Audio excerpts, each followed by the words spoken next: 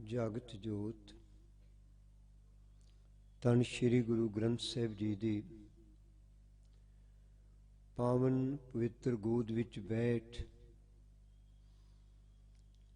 गुरबाणी दी विचारधारा राहीं अपनियां जिम्मेवारियां दा साहस करन लई इस सत्संगी माहौल विच बैठे सारे सत्संगी जन आओ गुरु फतेह दी सांझ पाइए। वाहिगुरु जी का खालसा वाहिगुरु जी की फतेह। धन गुरु नानक पातशाह जी ने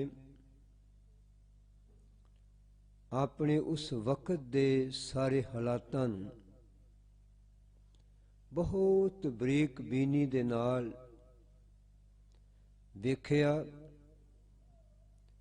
उस समय समाज की जो तस्वीर सी उहदा उल्लेख उन्होंने अपनी पावन पितर बाणी दे विच भी कीता। सतगुरु जी समाज की अधोगति के कारण बाणी दे अंदर भी बयान करते ने कि समाज पिछे क्यों जांदा है, पछड़दा क्यों है, जां इहनूं दबिया क्यों जांदा है। गुरु नानक पातशाह जी ने आप समाज नूं उभारन दे लई, समाज दे अंदर हिम्मत पैदा करन दे लई, समाज दे अंदर हक्कां दी लड़ाई लड़न दे लई, समाज दे मनुख नूं समय दीयां चुनौतियां दे सामने खड़े होण दे लई गुरु नानक पातशाह जी ने साडे च हिम्मत भरी। ये साडा इतिहास है। वो इतिहास सदा नाल नाल चलदा है। इतिहास कोई वक्ती घटना नहीं रहिंदी। इतिहास का सफ़र हर समय परछावें वांग मनुख ते मनुखता दे नाल नाल चलदा है। इतिहास साडे लई प्रेरणा स्रोत बनदा है। इतिहास साडे लई अगवाई का प्रतीक बनदा है। इतिहास साडे लई हिम्मत का खजाना बनदा है। इतिहास साडे अंदर पुराने बजुर्गों वांग कुछ कर गुजरन दे लई वो ताकत बन के साडे च उभरदा है। वो ताकत फिर क्रांति नूं जन्म देंदी है। कभी भी आप इतिहास पढ़ के देखांगे तो इतिहास सानूं दसदा है कि ये जिहड़े वरतारे ने हुकूमती वरतारे इन्हां दे विच भागां वालिओ जिहड़ा इंसानियत दा पक्ष है हमेशा सानूं अलोप जापेगा। पर जदों असीं अज अपने देश की गल कर रहे हैं, भारत देश की गल कर रहे हैं, तो साडे सामने एक बहुत वड्डा सवाल खड़ा हो जाता है। ये देश ते असीं कुर्बानियां दे के, शहादतां दे के, कष्ट सहार के इहदी आज़ादी नूं विहाजण दे लई असीं कीमत तारी है। पर वो आज़ादी साडी जिहदे लई साडे पुरखिਆਂ ने, साडे वड वडेरिਆਂ ने कीमत तारी, वो आज़ादी अज कित्थे है? वो आज़ादी सानूं क्यों नहीं मिली? अज लोकतंत्र जिहड़ा सानूं मिलना चाहिदा सी। पहली गल है कि अज भारती लोकां नूं लोकतंत्र की परिभाषा ही पहले मुढ़ले तौर पर जे किधरे आपां पुछ लईए शायद कोई टावां टावां व्यक्ति दस सकेगा कि लोकतंत्र की परिभाषा की है। असीं बहुते जाणदे ने, जे स्कूलों की किताबां च पढ़िया तो कुछ अरसे बाद असीं अपने कित्तियां दी विद्या पढ़ लई। पहला पढ़िया होया सानूं भुल गया, विसर गया, असीं विसार दिते। लोकतंत्र का मतलब की है? लोकां दी सरकार, लोकां राहीं, लोकां लई। फिर ध्यान देना, लोकतंत्र किहनूं कहंदे ने? लोकां दी सरकार, लोकां राहीं, लोकां लई। इस कसौटी ते कदी असीं अपने देश की हुकूमत 1947 तो लैके अज तक परखण का यतन करिए, शायद सानूं इहदी कसौटी उत्ते टिकी हुई कोई हुकूमत दिखाई नहीं देगी। कहण नूं लोक चुनते ने, पर हुकूमत लोकां राहीं जो चुनी जाती है, वोट पा के जो चुनी जाती है, वो काम लोकां लई नहीं करदी। उन्होंने जिस कदर लोगों को ताकत देनी चाहिए सी। हुणे सरदार प्रीतम सिंह गल कह रहे सन कि संविधान जिहड़ा है ये हर एक नूं बराबर की ताकत दिंदा है, बराबर का अधिकार दिंदा है। पर कभी ख्याल करके देखना, कभी इस नूं अहसास कीता बराबर के अधिकार की गल अज भारत के नागरिक नूं पता ही नहीं है। अज असीं इन्ने अणजान हाँ, बेसमझ हाँ, मैं जानना ही नहीं चाह रहा। मैं अधिकार की गल जिहड़ी है मैनू कोई दसदा भी नहीं है, ना मेरे अपने स्वै अंदर हिम्मत पैदा होंदी है कि मैं अधिकार की गल नूं स्वै जान लवां, कितों पढ़ लवां। अज असीं ते दुनिया के खाण पीण सौण विच जिंदगी नूं ला दिता है। खिमा कर देना। अज असीं इतिहास नूं जानन दे लई, अपने देश के राजनीतिक ढांचे नूं जानन दे लई साडे विच तां सोच ही नहीं पैदा हो रही। असीं ते तुलसी जी दे उस शब्द ते जाके टिक गए हाँ, कोई नृप होए हम क्यों क्या हानि। तुलसी जी ने कहा कोई नृप होए हम को क्या हानि, राजा कोई भी बन जाए सानू की फर्क पैंदा, इस रोटी खानी है।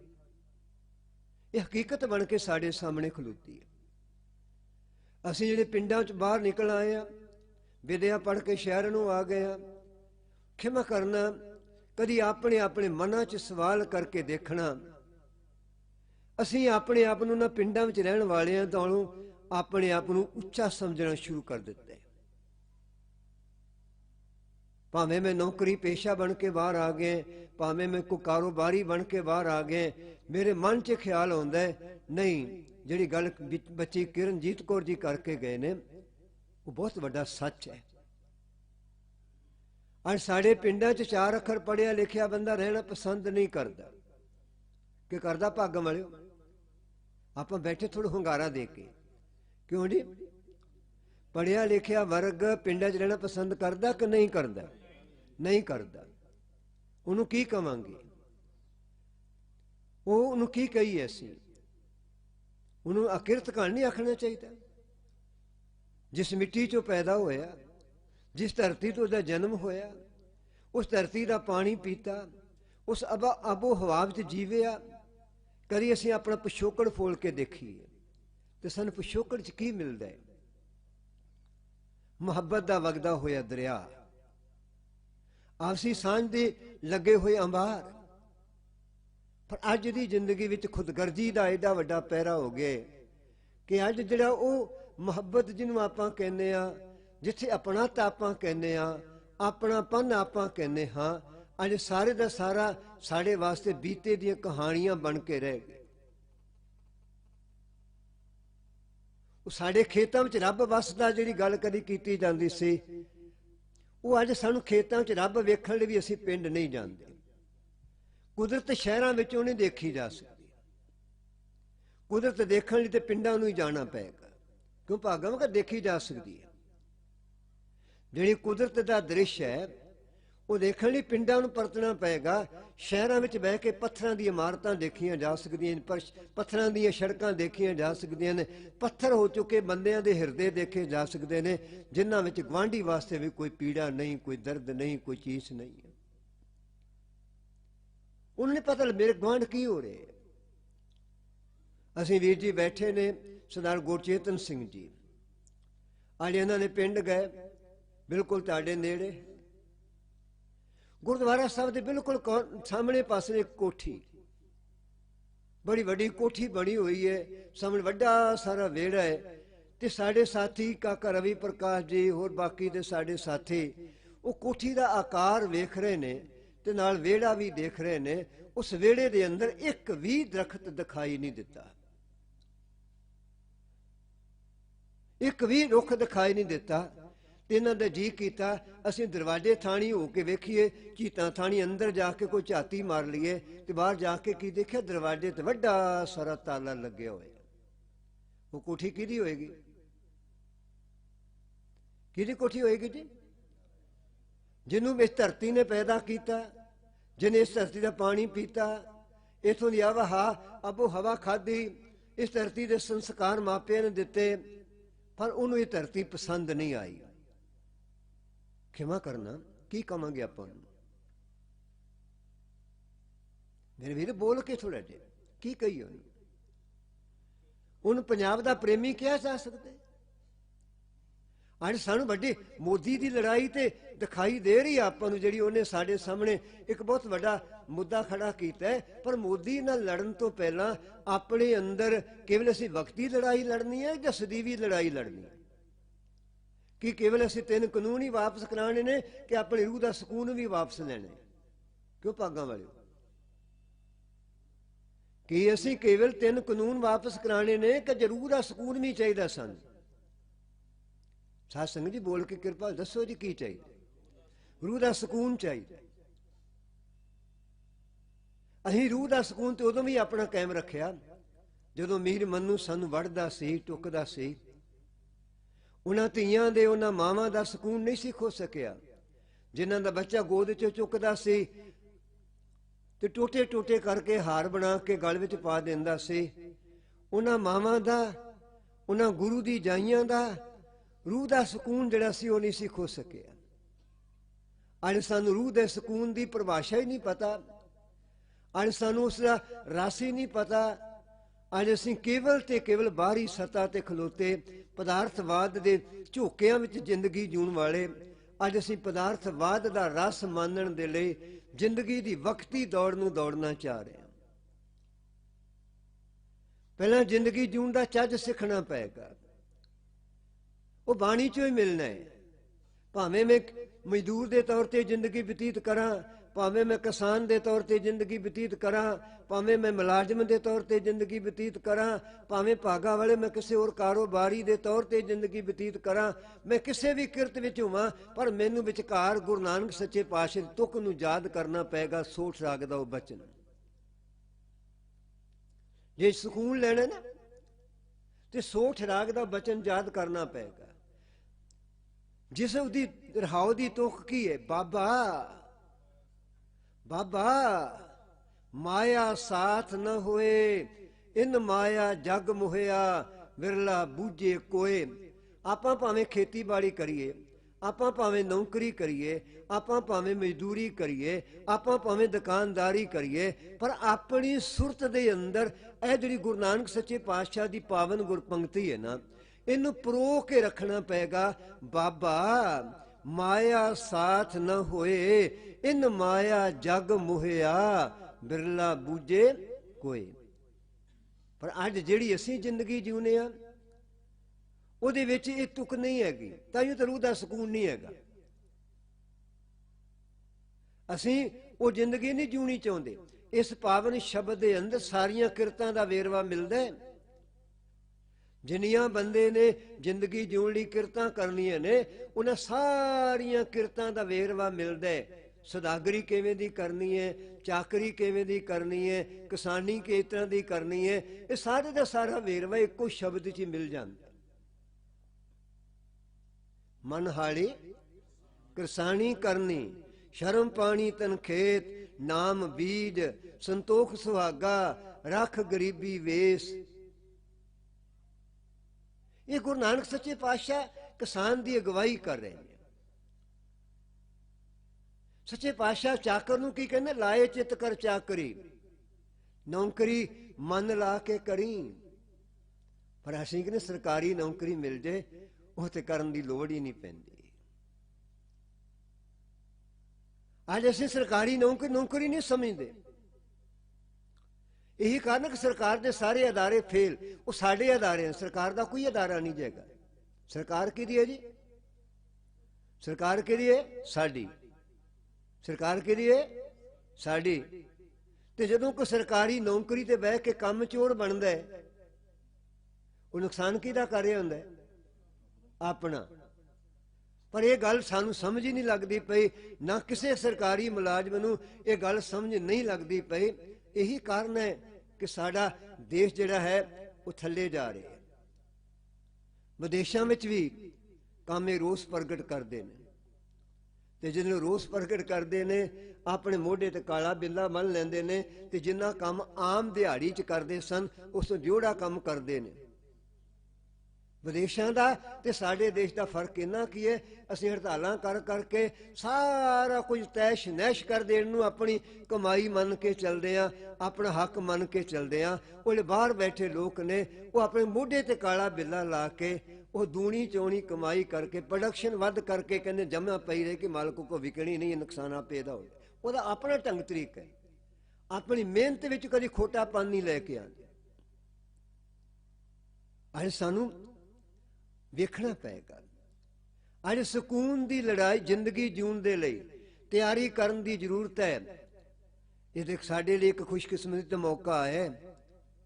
ਜਿਹੜੇ ਅੱਜ ਦੇ ਪਲ ਨੇ ਨਾ, ਇਹ ਸਾਨੂੰ ਰੱਬ ਨੇ ਦਿੱਤੇ ਨੇ। ਠੋਕਰ ਕੀ ਹੁੰਦਾ ਜੀ?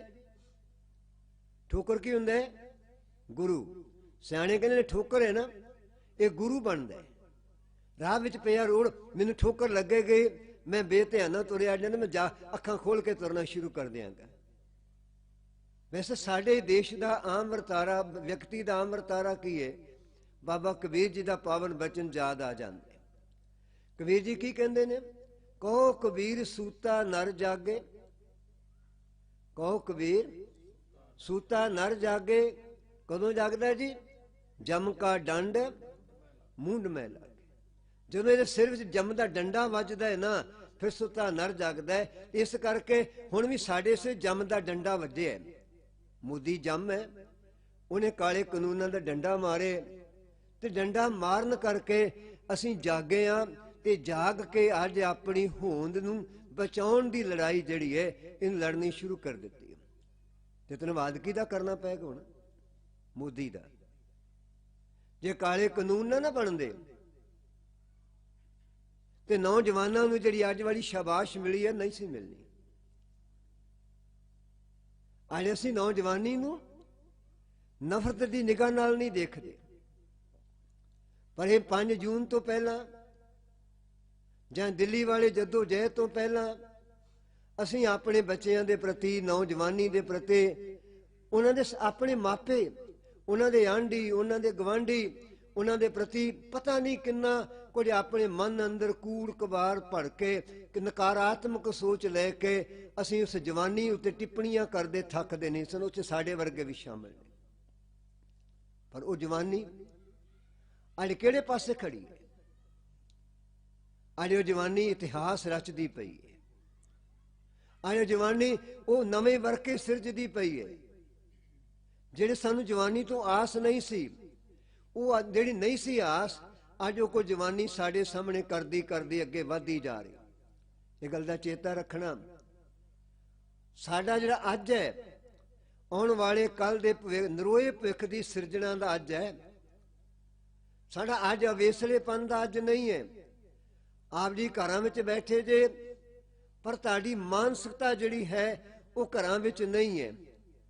ਆਪਾਂ ਦਫ਼ਤਰ ਨੌਕਰੀ ਕਰਦੇ ਹਾਂ, ਪਰ ਸਾਡੀ ਸੋਚ ਦਫ਼ਤਰ ਦੇ ਕੰਮ ਵਿੱਚੋਂ ਨਿਕਲ ਕੇ ਫਿਰ ਉਡਾਰੀ ਮਾਰ ਕੇ ਮੋਬਾਈਲ ਦੇ ਸਕਰੀਨ ਤੇ ਚਲੇ ਜਾਂਦੀ ਹੈ, ਉਹਦੇ ਬਟਨਾਂ ਤੇ ਚਲੇ ਜਾਂਦੀ ਹੈ। ਵੇਖ ਲਈਏ ਦਿੱਲੀ ਵਿੱਚ ਕੀ ਹੋਇਆ, ਮੋਦੀ ਮੰਨਿਆ ਕਿ ਨਹੀਂ ਮੰਨਿਆ, ਸਾਡੀ ਉਂਗਲਾਂ ਮੱਲੋ ਮੱਲੀ ਉੱਥੇ ਚਲੇ ਜਾਂਦੀਆਂ। ਮੈਂ ਤੇ ਦੇਖਿਆ ਰਾਤ ਸੁੱਤਾ ਪਿਆ ਬੰਦਾ ਉੱਠ ਕੇ ਵੀ ਮੋਬਾਈਲ ਅੱਗੇ ਕਰ ਲੈਂਦੇ। ਉਹ ਨਵੀਂ ਜਾਣਕਾਰੀ ਨਾਲ ਆਪਣੇ ਜੋੜਨਾ ਚਾਹ ਰਹੇ। ਇਹ ਸਾਡੇ ਲਈ ਇੱਕ ਗਨੀਮਤ ਪਲ ਨੇ, ਮੁਬਾਰਕ ਪਲ ਨੇ, ਇਹ ਭਲੇ ਪਲ ਨੇ। ਇਹਨਾਂ ਪਲਾਂ ਨੂੰ ਸਾਂਭ ਕੇ ਰੱਖਣਾ ਪਏਗਾ। ਠੋਕਰ ਨੂੰ ਭੁੱਲੀਦਾ ਨਹੀਂ ਹੁੰਦਾ।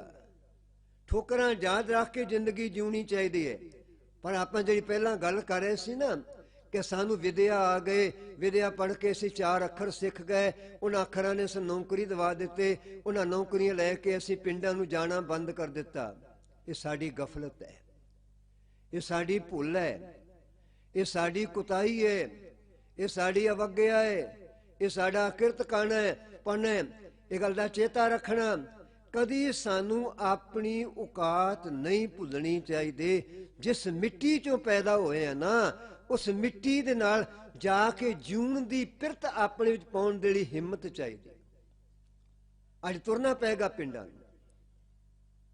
ਇਸ ਅੰਦੋਲਨ ਨੇ ਸਾਡੇ ਪੰਜਾਬ ਦੇ ਉਹਨਾਂ ਬੱਚਿਆਂ ਨੂੰ ਸੱਦ ਲਿਆ, ਧੀਆਂ ਨੂੰ ਸੱਦ ਲਿਆ, ਜਿਹੜੀ PR ਲੈ ਕੇ ਉੱਥੇ ਜਾ ਕੇ ਵਸ ਗਏ ਸਨ, ਕਿ ਸਾਡਾ ਪੰਜਾਬ ਨਾਲ ਕੀ ਲੇਖਾ ਦਾਖਾ ਹੈ। ਅਸੀਂ ਤਾਂ ਪੰਜਾਬ ਪਰਤਣਾ ਹੀ ਨਹੀਂ ਹੈ, ਅਸੀਂ ਨੇ ਵਿਦੇਸ਼ ਹੀ ਰਹਿਣਾ ਹੈ। ਪਰ ਅੱਜ ਉਹਨਾਂ ਨੇ ਵੀ ਆਪਣੀਆਂ ਵਾਗਾਂ ਮੋੜ ਲਈਆਂ, ਉਹਨਾਂ ਨੂੰ ਵੀ ਟੁਣਕਾ ਲੱਗ ਗਿਆ, ਉਹਨਾਂ ਅੰਦਰ ਵੀ ਧੂਹ ਪੈ ਗਈ। ਉਹ ਸਾਡੀ ਜ਼ਮੀਨ ਖੁੱਸ ਜਾਏਗੀ, ਸਾਡੀ ਧਰਤੀ ਖੁੱਸ ਜਾਏਗੀ, ਇੱਥੇ ਅਡਾਨੀ ਤੇ ਅਬਾਨੀ ਆ ਕੇ ਕਬਜ਼ਾ ਕਰਕੇ ਬਹਿ ਜਾਏਗਾ। ਉਹ ਮੇਰੇ ਦਾਦੇ ਦੀ ਪੈਲੀ, ਮੇਰੇ ਬਾਪੂ ਦੀ ਪੈਲੀ, ਜਿੱਥੇ ਮੇਰਾ ਵੀ ਹੱਕ ਬਣਨਾ ਹੈ, ਕੀ ਬਣੇਗਾ ਉਹਦਾ? ਇਹੋ ਜਿਹਾ ਅੰਦਰ ਖਿੱਚ ਪੈ ਗਈ। ਅੱਜ ਲੱਖਾਂ ਰੁਪਈਆ ਖਰਚ ਕੇ ਸਿੰਘੂ ਬਾਰਡਰ ਤੇ, ਟਿੱਕਰੀ ਬਾਰਡਰ ਤੇ, ਗਾਜੀਪੁਰ ਬਾਰਡਰ ਤੇ, ਵੱਖ ਵੱਖ ਬਾਰਡਰਾਂ ਤੇ ਆ ਕੇ ਬਹਿ ਗਏ ਨੇ। ਕਿਉਂ? ਉਹਨਾਂ ਨੂੰ ਇੱਕ ਠੋਕਰ ਲੱਗੀ ਹੈ। ਉਹਨਾਂ ਨੂੰ ਜਾਪਦਾ ਹੈ ਜੇ ਪੰਜਾਬ ਦਾ ਉਜਾੜਾ ਹੋ ਗਿਆ ਤੇ ਵਿਦੇਸ਼ਾਂ ਵਿੱਚ ਲੜਾਈ ਜਿਹੜੀ ਲੜਦੇ ਆ ਨਾ, ਪੰਜਾਬ ਦੇ ਸਿਰ ਤੇ ਲੜੀ ਜਾ ਸਕਦੀ। ਜੇ ਫਰਾਂਸ ਵਿੱਚ ਦਸਤਾਰ ਦੀ ਲੜਾਈ ਲੜਨੀ ਹੈ ਨਾ, ਤੇ ਪੰਜਾਬ ਸਾਡਾ ਮਜ਼ਬੂਤ ਚਾਹੀਦਾ ਹੈ, ਪੰਜਾਬ ਸਾਡਾ ਸ਼ਕਤੀਸ਼ਾਲੀ ਚਾਹੀਦਾ ਹੈ, ਪੰਜਾਬ ਦਾ ਸਾਡੇ ਆਗੂ ਬਿਹਤਰ ਚਾਹੀਦੇ ਨੇ, ਪੰਜਾਬ ਦੇ ਅੰਦਰੋਂ ਸਾਡੀ ਏਕਤਾ ਦੀ ਆਵਾਜ਼ ਆਉਣੀ ਚਾਹੀਦੀ ਹੈ। ਵਿਦੇਸ਼ਾਂ ਦੀਆਂ ਸਾਰੀਆਂ ਲੜਾਈਆਂ, ਭਾਵੇਂ ਉਹ ਕਿਰਪਾਨ ਦੀ ਲੜਾਈ ਸੀ, ਭਾਵੇਂ ਦਸਤਾਰ ਦੀ ਲੜਾਈ ਹੈ, ਉਹਦੇ ਲਈ ਜਦੋਂ ਪੰਜਾਬ ਵਿੱਚੋਂ ਆਵਾਜ਼ ਉੱਠਦੀ ਹੈ, ਪੰਜਾਬ ਦੇ ਸਿੱਖ ਕਹਾਉਣ ਵਾਲੇ, ਪੰਜਾਬੀ ਕਹਾਉਣ ਵਾਲੇ ਜਦੋਂ ਕਦੀ ਬਾਹਰ ਬੈਠਿਆਂ ਦੀ ਮੁਸੀਬਤ ਦੀ ਆਵਾਜ਼ ਪੰਜਾਬ 'ਚੋਂ ਚੁੱਕਦੇ ਨੇ, ਇੱਥੋਂ ਦੀ ਹਕੂਮਤ 'ਤੇ ਦਬਾਅ ਪਾਉਂਦੇ ਨੇ, ਇੱਥੋਂ ਦੀ ਆਵਾਜ਼ ਵਿਦੇਸ਼ ਵਿੱਚ ਜਾਂਦੀ ਹੈ, ਤਾਂ ਉਹਨਾਂ ਸਲਤਨਤਾਂ ਦਾ ਵੀ ਕੰਨ ਖੜੇ ਹੋ ਜਾਂਦੇ ਨੇ। ਜੇ ਦੇਸ਼ ਗਿਣਿਆ ਜਾਏਗਾ ਤੇ ਦੇਸ਼ ਸਾਡਾ ਇਹੀ ਹੈ, ਬਾਕੀ ਸਭ ਟੈਂਪਰੇਰੀ ਸਾਡਾ ਪ੍ਰਬੰਧ ਹੈ। ਅਸੀਂ ਮਾਂਗਵੀਆਂ ਧਰਤੀਆਂ ਤੇ ਜਾ ਰਹੇ ਹਾਂ। ਸਾਡੀ ਆਪਣੀ ਧਰਤੀ ਪੰਜਾਬ ਹੀ ਹੈ, ਜਿਹਨੂੰ ਮਾਂ ਧਰਤੀ ਕਹਿ ਸਕਦੇ ਹਾਂ, ਉਹ ਮਾਂ ਧਰਤੀ ਪੰਜਾਬ ਹੀ ਹੈ। ਮੰਨ ਲਓ ਸਾਡੀ ਸਲਤਨਤ ਅੱਗੇ ਉੱਥੇ ਜਾ ਕੇ ਪੈਦਾ ਹੋ ਜਾਏ, ਬੱਚੇ ਸੰਤਾਨ ਪੈਦਾ ਹੋ ਜਾਏਗੇ, ਤੇ ਉਹਦਾ ਜਦੋਂ ਉਹਨੂੰ ਆਪਣੇ ਪਿਓ ਦੀ ਧਰਤੀ ਲੱਭਣਾ ਪਏਗਾ ਤੇ ਫਿਰ ਉਹਨੂੰ ਪੰਜਾਬ ਹੀ ਆਉਣਾ ਪਏਗਾ। ਮਹਾਰਾਜ ਦਲੀਪ ਸਿੰਘ ਦੀਆਂ ਕੁੜੀਆਂ ਰੋਂਦੀਆਂ ਧੋਂਦੀਆਂ ਕਿੱਥੇ ਆਈਆਂ? ਲਾਹੌਰ ਆਈਆਂ। ਉਹਨਾਂ ਨੂੰ ਆਪਣੀ ਧਰਤੀ ਇੰਗਲੈਂਡ ਨਹੀਂ ਬਣ ਸਕੀ, ਪੈਦਾ ਉੱਥੇ ਹੋਈਆਂ, ਉਹਨਾਂ ਦੇ ਪਿਓ ਦਾ ਵਿਆਹ ਉੱਥੇ ਹੋਇਆ, ਪਰ ਉਹਨਾਂ ਨੇ ਕਦੀ ਵੀ ਇੰਗਲੈਂਡ ਆਪਣਾ ਨਹੀਂ ਸੀ ਬਣ ਸਕਿਆ। ਇਹ ਗੱਲ ਦਾ ਖਿਆਲ ਕਰਨਾ। ਇਹ ਸਾਡੇ ਕੋਲ ਇਤਿਹਾਸ ਦੇ ਵਾਕਿਆਤ ਪਏ ਨੇ, ਜਿਹੜੇ ਸਾਨੂੰ ਅੱਜ ਕਰੇਦਦੇ ਨੇ, ਜਿਹੜੇ ਸਾਨੂੰ ਹਲੂਣਦੇ ਨੇ, ਜਿਹੜੇ ਸਾਨੂੰ ਦੱਸਦੇ ਨੇ ਕਿ ਭਾਈ ਲੱਖ ਵਾਰ ਤੁਸੀਂ ਪ੍ਰਦੇਸ਼ਾਂ 'ਚ ਜਾ ਕੇ ਰੁਪਈਏ ਇਕੱਠੇ ਕਰ ਸਕਦੇ ਜੇ, ਪਰ ਜਿਹੜਾ ਰੂਹ ਦਾ ਸਕੂਨ ਹੈ ਨਾ, ਕਿਸੇ ਦੇਸ਼ ਸੰਸਾਰ ਦੀ ਧਰਤੀ ਤੇ ਨਹੀਂ ਹੈਗਾ। ਡਾਲਰਾਂ ਦੀ ਚਮਕਾਰ ਨਾਲ ਲੰਮੀ ਕਾਰ ਲਈ ਜਾ ਸਕਦੀ ਹੈ, ਮਨਸਵਨੇ ਕੱਪੜੇ ਖਰੀਦੇ ਜਾ ਸਕਦੇ ਨੇ, ਪਰ ਜਿਹੜਾ ਸਕੂਨ ਅਰਦਾਸ ਕਰਕੇ ਸਾਹਿਬਜ਼ਾਦਿਆਂ ਦੀ ਜ਼ਿੰਦਗੀ ਵਾਲਾ ਸਾਨੂੰ ਮਿਲਦਾ ਹੈ, ਉਹ ਇਸੇ ਧਰਤੀ ਤੇ, ਫਤਿਹਗੜ੍ਹ ਦੀ ਧਰਤੀ ਤੇ ਸਿਜਦਾ ਕੀਤੇ ਤੋਂ ਬਗੈਰ ਨਹੀਂ ਮਿਲ ਸਕੇਗਾ। ਕਿ ਮਿਲ ਸਕੇਗਾ ਜੀ? ਕਿਉਂ ਭਾਗਾਂ ਵਾਲੇ? ਅੱਜ ਸਾਨੂੰ ਪੰਜਾਬ ਦੇ ਬਾਰੇ ਸੋਚਣਾ। ਇਹ ਕਾਫਲਾ ਕਿਹਦਾ ਹੈ? ਇਹ ਕਾਫਲਾ ਸਾਰੇ ਪੰਜਾਬੀਆਂ ਦਾ ਕਾਫਲਾ ਹੈ। ਇਹ ਉਸ ਪੰਜਾਬ ਦੇ ਵਿੱਚ ਕਿਉਂ ਤੁਰ ਪਿਆ? ਥੋੜੇ ਜਿਹੇ ਵਿਚਾਰਵਾਨ ਸੱਜਣ 10 ਸਾਲਾਂ ਤੋਂ ਕੰਮ ਕਰਦੇ ਪਏ ਸਨ। ਮਨ ਵਿੱਚ ਆਇਆ ਅਸੀਂ ਪੰਜਾਬ ਦੇ ਪਿੰਡਾਂ ਲਈ ਕੰਮ ਕਰੀਏ, ਕਿਉਂਕਿ ਪਿੰਡ ਸਾਡੀ ਮੁੱਢਲੀ ਇਕਾਈ ਹੈ। ਕੋਈ ਵੀ ਸ਼ਹਿਰ ਹੈ, ਉਹਦੀ ਬੁਨਿਆਦ ਪਿੰਡ ਹੈ। ਕਿਉਂ ਭਾਗਾਂ ਵਾਲੇ? ਠੀਕ ਹੈ ਕਿ ਗਲਤ ਹੈ? ਸਾਡੀ ਐਡੀ ਵੱਡੀ ਫੈਕਟਰੀ ਹੈ, ਇਹ ਜ਼ਮੀਨ ਕਿੱਥੋਂ ਆਈ ਹੈ? ਪਿੰਡਾਂ ਚੋਂ। ਪਿੰਡਾਂ ਵਾਲਿਆਂ ਦੀ ਜ਼ਮੀਨ ਹੈ, ਉਹਨਾਂ ਦੇ ਖਾਨਦਾਨਾਂ ਨੇ ਯਾਦ ਰੱਖਣਾ। ਅੱਜ ਜਿਨ੍ਹਾਂ ਦੀ ਜ਼ਮੀਨ ਹੈ, ਉਹ ਪਿੰਡਾਂ ਦੀ ਹੋਂਦ ਖਤਰੇ ਵਿੱਚ ਹੈ। ਅੱਜ ਉਹਨਾਂ ਦਾ ਭਾਈਚਾਰਾ ਖਤਰੇ ਵਿੱਚ ਹੈ। ਅੱਜ ਉਹਨਾਂ ਦੀ ਜ਼ਿੰਦਗੀ ਦਾ ਜਿਹੜਾ ਹਰ ਪੱਖ ਜਿਹੜਾ ਹੈ, ਉਹ ਦਵੰਦ ਦਾ ਸ਼ਿਕਾਰ ਹੈ। ਅੱਜ ਪਿੰਡਾਂ ਉੱਤੇ ਧਿਆਨ ਟਿਕੀ ਲਾ ਕੇ ਕੋਈ ਬੰਦਾ ਕੰਮ ਨਹੀਂ ਜੇ ਕਰ ਰਿਹਾ। ਜਿੰਨੇ ਵੀ ਸਾਡਾ ਬਜਟ ਵੀ ਬਣਦਾ ਹੈ ਨਾ, ਤੇ ਭਾਗਾਂ ਵਾਲੇ ਬਜਟ ਦੇ ਅੰਦਰ, ਭਾਰਤੀ ਬਜਟ ਦੇ ਵਿੱਚ ਖੇਤੀਬਾੜੀ ਨੂੰ ਕੇਵਲ 1.5 ਤੋਂ 2% ਦਾ ਬਜਟ ਮਿਲਦਾ ਜੇ। ਕਿੰਨਾ ਬਜਟ ਮਿਲਦਾ ਹੈ? 1.5 ਤੋਂ 2% ਬਜਟ ਮਿਲਦਾ ਹੈ। ਸਾਡੇ ਦੇਸ਼ ਦਾ ਬਜਟ ਜਿਹੜਾ ਹੈ ਕਿਸਾਨ ਮੁਖੀ ਨਹੀਂ ਹੈ। ਸਾਡੇ ਸੂਬੇ ਦਾ ਬਜਟ ਵੀ ਜਿਹੜਾ ਹੈ ਨਾ, ਉਹ ਪਿੰਡ ਮੁਖੀ ਨਹੀਂ ਹੈ, ਉਹ ਸ਼ਹਿਰ ਮੁਖੀ ਹੈ।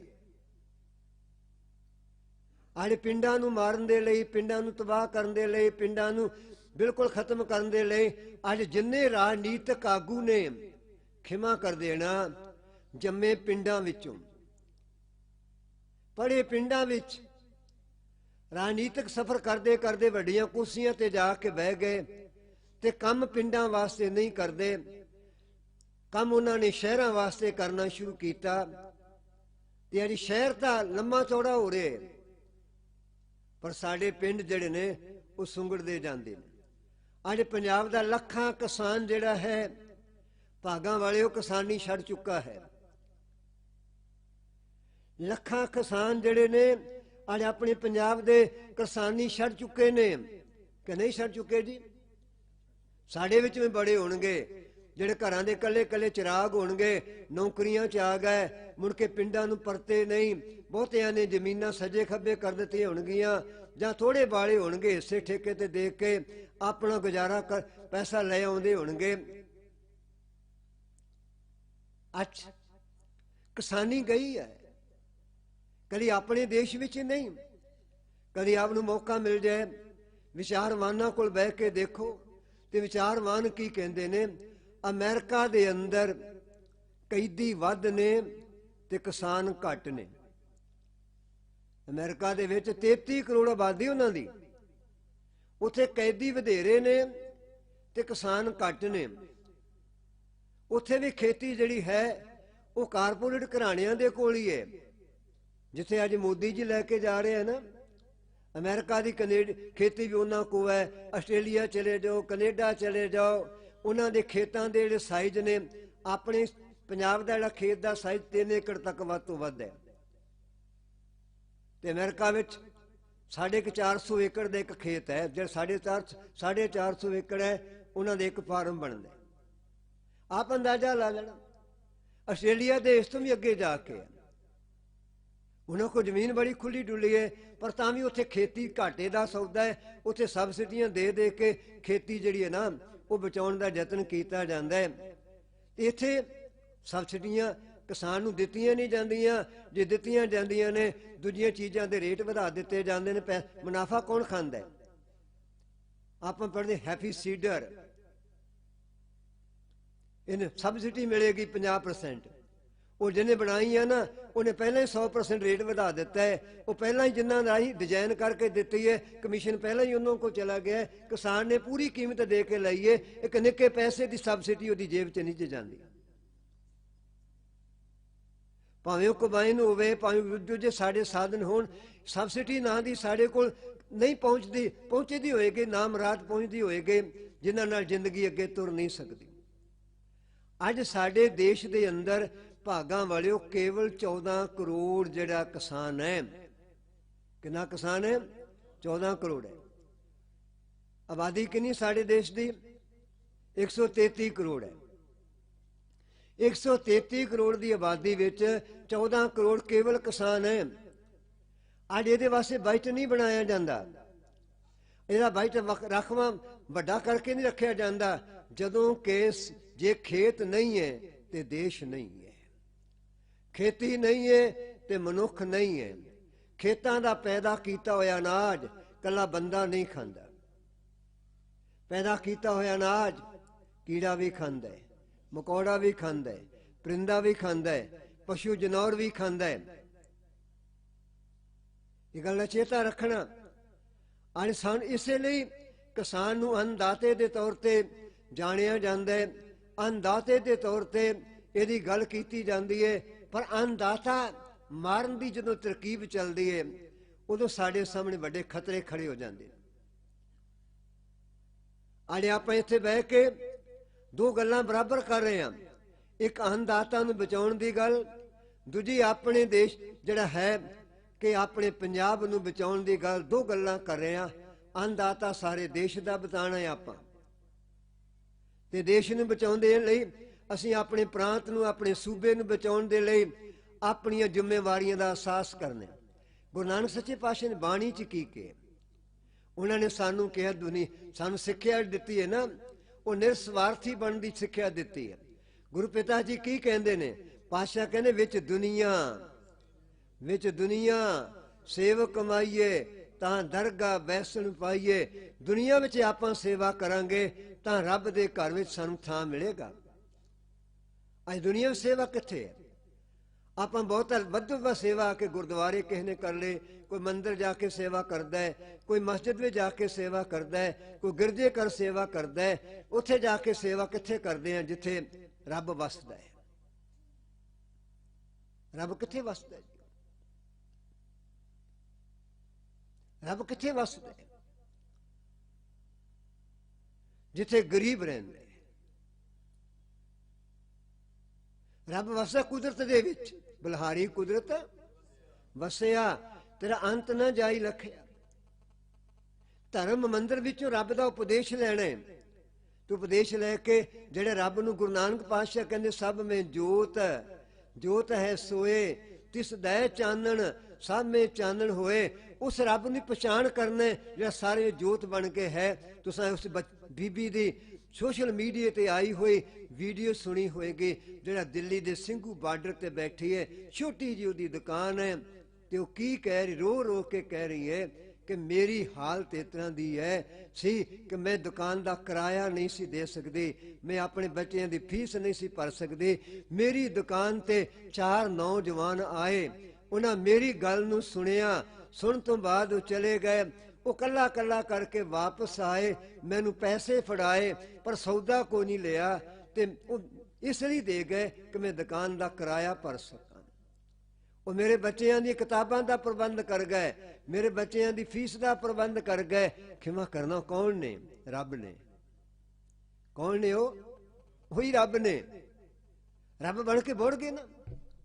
ਅੱਜ ਕੱਲ੍ਹ ਉਹਨਾਂ ਵਾਸਤੇ ਨਹੀਂ ਬੋੜੇ।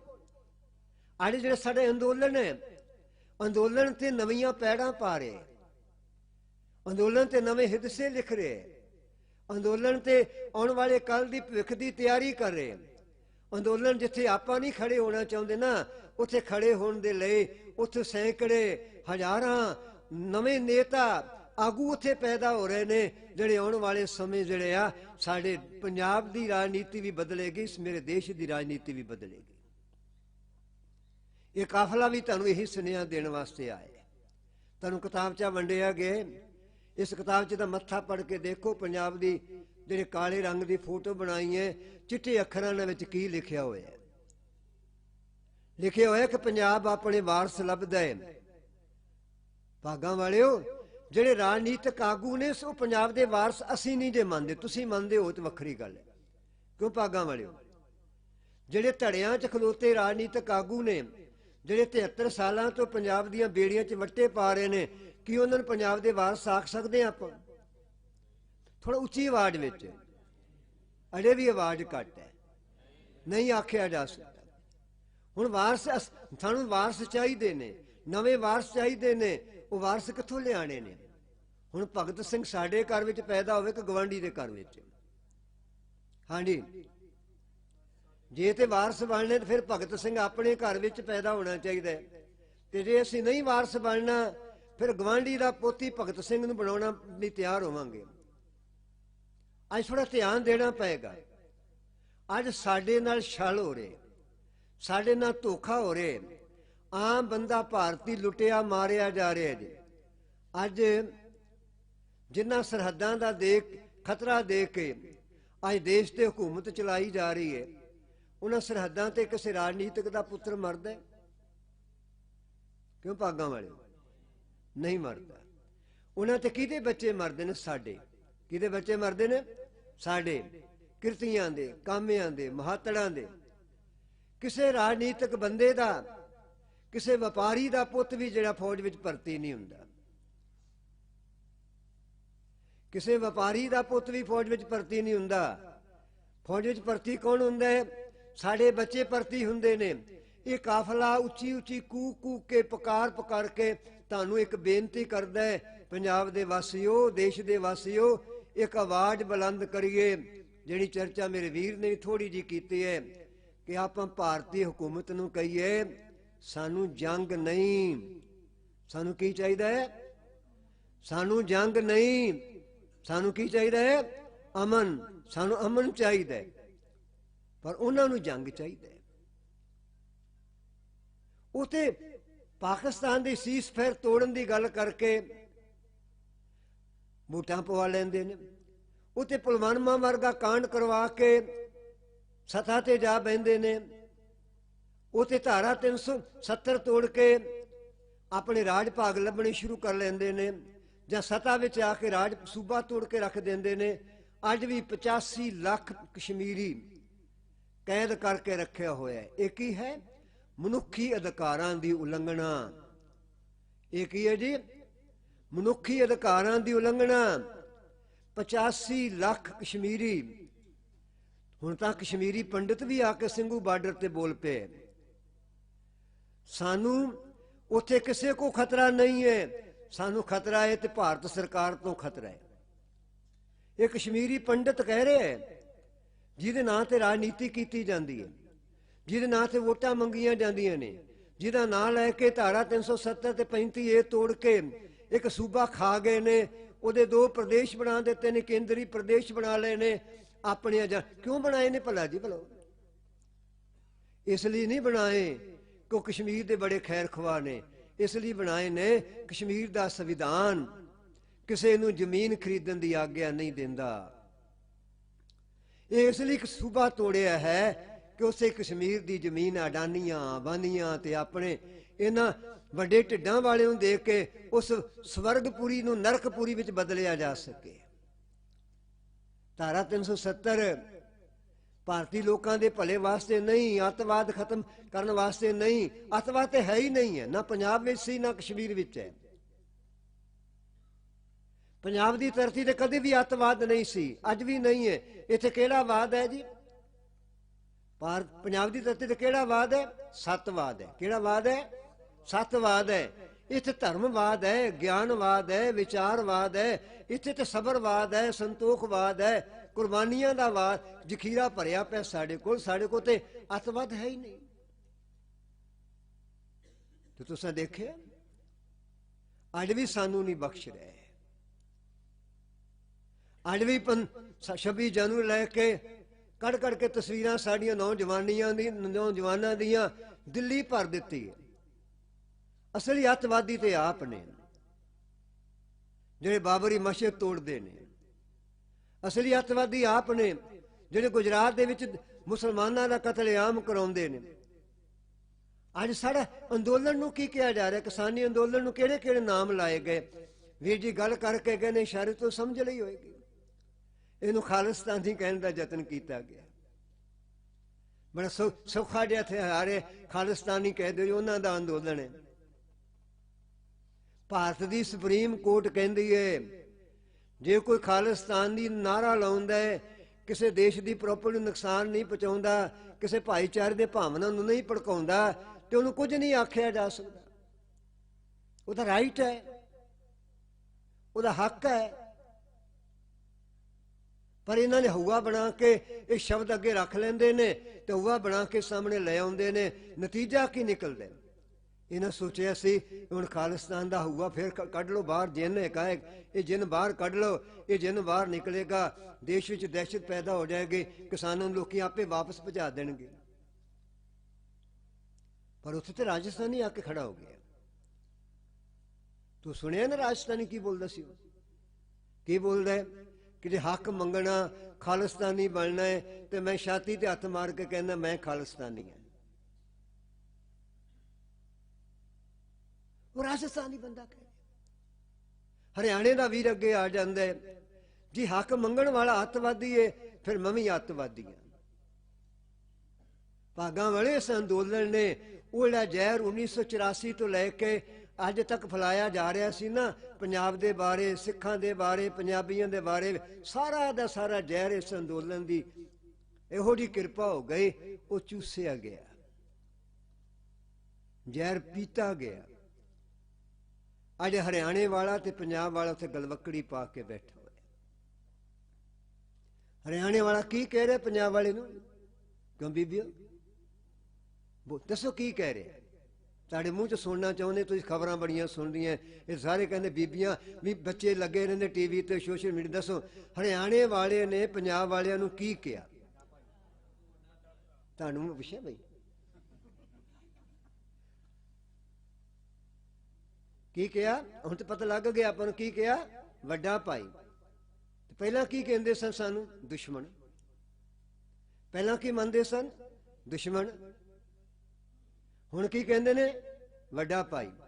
ਤੁਹਾਨੂੰ ਇਹ ਵੀ ਪਤਾ ਹੈ ਕਿ ਹਰਿਆਣੇ ਦੀ ਜਿਹੜੀ ਯੂਨੀਅਨ ਹੈ, ਜਿਹਦੇ ਆਗੂ ਸਰਦਾਰ ਗੁਰਨਾਮ ਸਿੰਘ ਜੀ ਨੇ, ਉਹਨਾਂ ਸਾਰਿਆਂ ਤੋਂ ਪਹਿਲੋਂ ਆਪਣੀ ਹਕੂਮਤ ਦੀਆਂ ਲਾਈਆਂ ਹੋਏ ਰੋਕਾਂ ਦੀ ਧੱਜੀਆਂ ਉਡਾਈਆਂ ਤੇ ਪੰਜਾਬ ਵਾਲਿਆਂ ਨੂੰ ਕਿਹਾ, ਆ ਜਾਓ ਭਾਈ, ਹੁਣ ਤੁਸੀਂ ਵੱਡਾ ਭਰਾ ਜੇ, ਛੋਟੇ ਭਰਾ ਦਾ ਫਰਜ਼ ਬਣਦਾ ਹੈ ਵੱਡੇ ਭਰਾ ਦੇ ਪੈਰਾਂ 'ਚ ਕੋਈ ਕੰਡੇ ਖਿਲਾਰੇ ਤੇ ਉਹ ਇਕੱਠਾ ਕਰਦਾ ਜਾਵੇ। ਇਹ ਅਪਣੱਤ ਹੈ, ਇਹ ਅੰਦੋਲਨ 'ਚੋਂ ਪੈਦਾ ਹੋ ਗਈ। ਅੱਜ ਹਰਿਆਣਾ ਪੰਜਾਬ ਇਕੱਠਾ ਨਹੀਂ ਹੋਇਆ, ਅੱਜ ਕੌਣ ਇਕੱਠਾ ਹੋ ਗਿਆ? ਸਾਰਾ ਦੇਸ਼ ਇਕੱਠਾ ਹੋ ਗਿਆ। ਅੱਜ ਸਾਰਾ ਦੇਸ਼ ਇਕੱਠਾ ਹੋ ਗਿਆ। ਅੱਜ ਬਿਹਾਰ ਵਾਲਾ ਕਹਿੰਦਾ ਹੈ ਕਿ ਮੈਂ ਆਉਣ ਵਾਲੇ ਸਮੇਂ ਦੀ ਜਿੰਸ ਜਿਹੜੀ ਹੈ ਪੰਜਾਬ ਵਾਂਗੂ ਵੇਚਣੀ ਹੈ। ਅੱਜ ਮਹਾਰਾਸ਼ਟਰ ਵਾਲਾ ਵੀ ਕਹਿੰਦਾ ਹੈ ਮੇਰੇ ਖੇਤ ਦੀ ਜਿਹੜੀ ਫਸਲ ਹੈ ਉਹ ਜਿਵੇਂ ਪੰਜਾਬ ਦੇ ਕਿਸਾਨ ਦਾ ਕਣਕ ਤੇ ਝੋਨਾ ਵਿਕਦਾ ਹੈ, ਮੈਂ ਵੀ ਉਤਨਾ ਹੀ ਵੇਚਣੇ।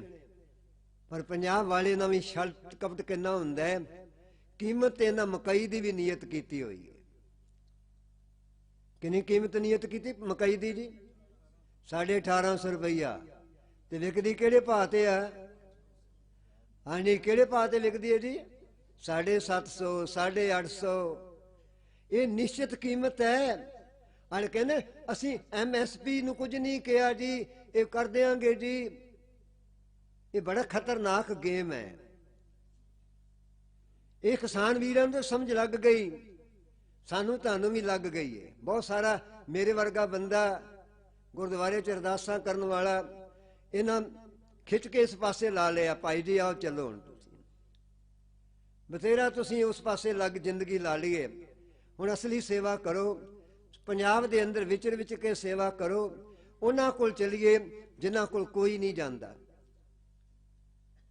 ਅੱਜ ਸੱਚੀ ਗੱਲ ਹੈ, ਅਸੀਂ ਸਾਰਾ ਪੰਜਾਬ ਜਲ ਰਹੇ ਹਾਂ। 4-4 ਦਿਨ, ਇੱਕ ਦਿਨ ਜ਼ਿਲ੍ਹੇ ਚਲਾ ਰਹੇ ਅਸੀਂ। ਅੱਜ ਵਾਹਿਗੁਰੂ ਦੀ ਕਿਰਪਾ ਨਾਲ ਅੱਜ ਇੱਥੇ ਖਲੋਤੇ ਹਾਂ ਅਸੀਂ। ਇਹ ਸਾਡਾ 21ਵਾਂ ਜ਼ਿਲ੍ਹਾ ਹੈ। 21ਵੀਂ ਜ਼ਿਲ੍ਹੇ ਵਿੱਚ 2 ਜ਼ਿਲ੍ਹੇ ਬਾਕੀ ਰਹਿ ਗਏ ਨੇ। ਤੁਸੀਂ ਕਹੋਗੇ ਜ਼ਿਲ੍ਹੇ ਤੇ 22 ਨੇ, 23 ਕਿਵੇਂ ਹੋ ਗਏ? ਪੰਜਾਬ ਦੇ ਜ਼ਿਲ੍ਹੇ ਕਿੰਨੇ ਨੇ? ਪੰਜਾਬ ਜ਼ਿਲ੍ਹੇ ਕਿੰਨੇ ਨੇ? 22। ਅਸੀਂ ਝੂਠ ਬੋਲ ਰਹੇ ਤੁਹਾਡੇ ਸਾਹਮਣੇ ਖਲੋ ਕੇ ਇਹ ਕਹਿ ਰਹੇ ਹਾਂ ਅਸੀਂ 21ਵੀਂ ਜ਼ਿਲ੍ਹੇ ਵਿੱਚ ਆ ਗਏ ਹਾਂ, 2 ਜ਼ਿਲ੍ਹੇ ਸਾਡੇ ਬਾਕੀ ਰਹਿ ਗਏ ਨੇ। ਹੁਣ ਸਾਡਾ 30ਵਾਂ ਜ਼ਿਲ੍ਹਾ ਕਿਹੜਾ ਹੈ? ਅਸੀਂ ਚੰਡੀਗੜ੍ਹ ਨੂੰ ਆਪਣਾ ਮੰਨ ਕੇ ਚੱਲਦੇ ਹਾਂ। ਅਸੀਂ 4 ਦਿਨ ਚੰਡੀਗੜ੍ਹ ਦੇ ਪਿੰਡਾਂ 'ਚ ਲਾ ਕੇ ਆਏ ਹਾਂ ਤੇ ਪਿੰਡਾਂ ਵਾਲੇ ਲੋਕੀ ਰੋਂਦੇ ਵੇਖ ਕੇ ਆਏ ਆ। ਉਹਨਾਂ ਸਾਨੂੰ ਜਿੰਨਾ ਪਿਆਰ ਦਿੱਤਾ ਹੈ ਨਾ ਪਿੰਡਾਂ ਵਾਲੇ ਨੇ, ਚੰਡੀਗੜ੍ਹ ਦੇ ਪਿੰਡਾਂ ਵਾਲੇ ਨੇ, 28 ਪਿੰਡ ਉਜਾੜ ਕੇ ਚੰਡੀਗੜ੍ਹ ਵਸੇ। 28 ਪਿੰਡ ਉਜਾੜ ਕੇ। ਉਹ ਕਹਿੰਦੇ ਕੋਈ ਰਾਜਨੀਤਿਕ ਧਿਰ ਸਾਡੇ ਪਿੰਡਾਂ 'ਚ ਨਹੀਂ ਜੀ ਆਉਂਦੀ। ਪੰਜਾਬ ਦੇ ਆਗੂਆਂ ਨੇ ਤਾਂ ਸਾਨੂੰ ਗਿਆ ਗੁਜਰਿਆ ਕਰ ਛੱਡਿਆ। ਆਓ, ਇਹ ਕਾਫਲਾ ਭਾਰਤ ਸਰਕਾਰ ਨੂੰ ਕਹਿੰਦਾ ਹੈ ਕਿ ਪੈਸਾ ਹਥਿਆਰਾਂ ਤੇ ਨਾ ਲਾਓ। ਪੈਸਾ ਲਾਓ ਕਿੱਥੇ ਫਿਰ? ਪੈਸਾ ਲਾਓ 3 ਚੀਜ਼ਾਂ ਤੇ, ਵਿਦਿਆ ਤੇ ਲਾ ਦਿਓ, ਸਿਹਤ ਤੇ ਲਾ ਦਿਓ, ਰੁਜ਼ਗਾਰ ਤੇ ਲਾ ਦਿਓ। ਜਿੰਨਾ ਲੱਖਾਂ ਕਰੋੜ ਰੁਪਈਆ ਸਾਡੇ ਦੇਸ਼ ਦੇ ਖਜ਼ਾਨੇ ਦਾ ਹਥਿਆਰਾਂ ਤੇ ਲਾਇਆ ਜਾਂਦਾ ਜੇ, ਤੇ ਹਥਿਆਰਾਂ ਦੇ ਵਿੱਚ ਦਲਾਲਾਂ ਰਾਹੀਂ ਸੌਦਾ ਹੁੰਦਾ ਹੈ ਤੇ 40% ਕਮਿਸ਼ਨ ਜਾਂਦਾ ਹੈ। ਕਿੰਨਾ ਕਮਿਸ਼ਨ ਜਾਂਦਾ ਹੈ? 100 ਚੋਂ 40 ਰੁਪਏ। ਅਗਰ ਰਫੇਲ ਜਹਾਜ਼ ਆਏ ਨਾ ਦੇਸ਼ ਦੇ ਵਿੱਚ, ਇਹਦਾ ਦਲਾਲ ਕੌਣ ਹੈ? ਅਡਾਨੀ, ਅਬਾਨੀ। ਇਹਦਾ ਦਲਾਲ ਕੌਣ ਹੈ? ਅਬਾਨੀ। ਮੰਨ ਲਓ ਜੇ 500 ਕਰੋੜ ਦਾ ਸੌਦਾ ਹੋਏਗਾ ਤੇ ਕਿੰਨੇ 100 ਕਰੋੜ ਰੁਪਈਆ ਠੁੰਗਾ ਵੱਜ ਗਿਆ।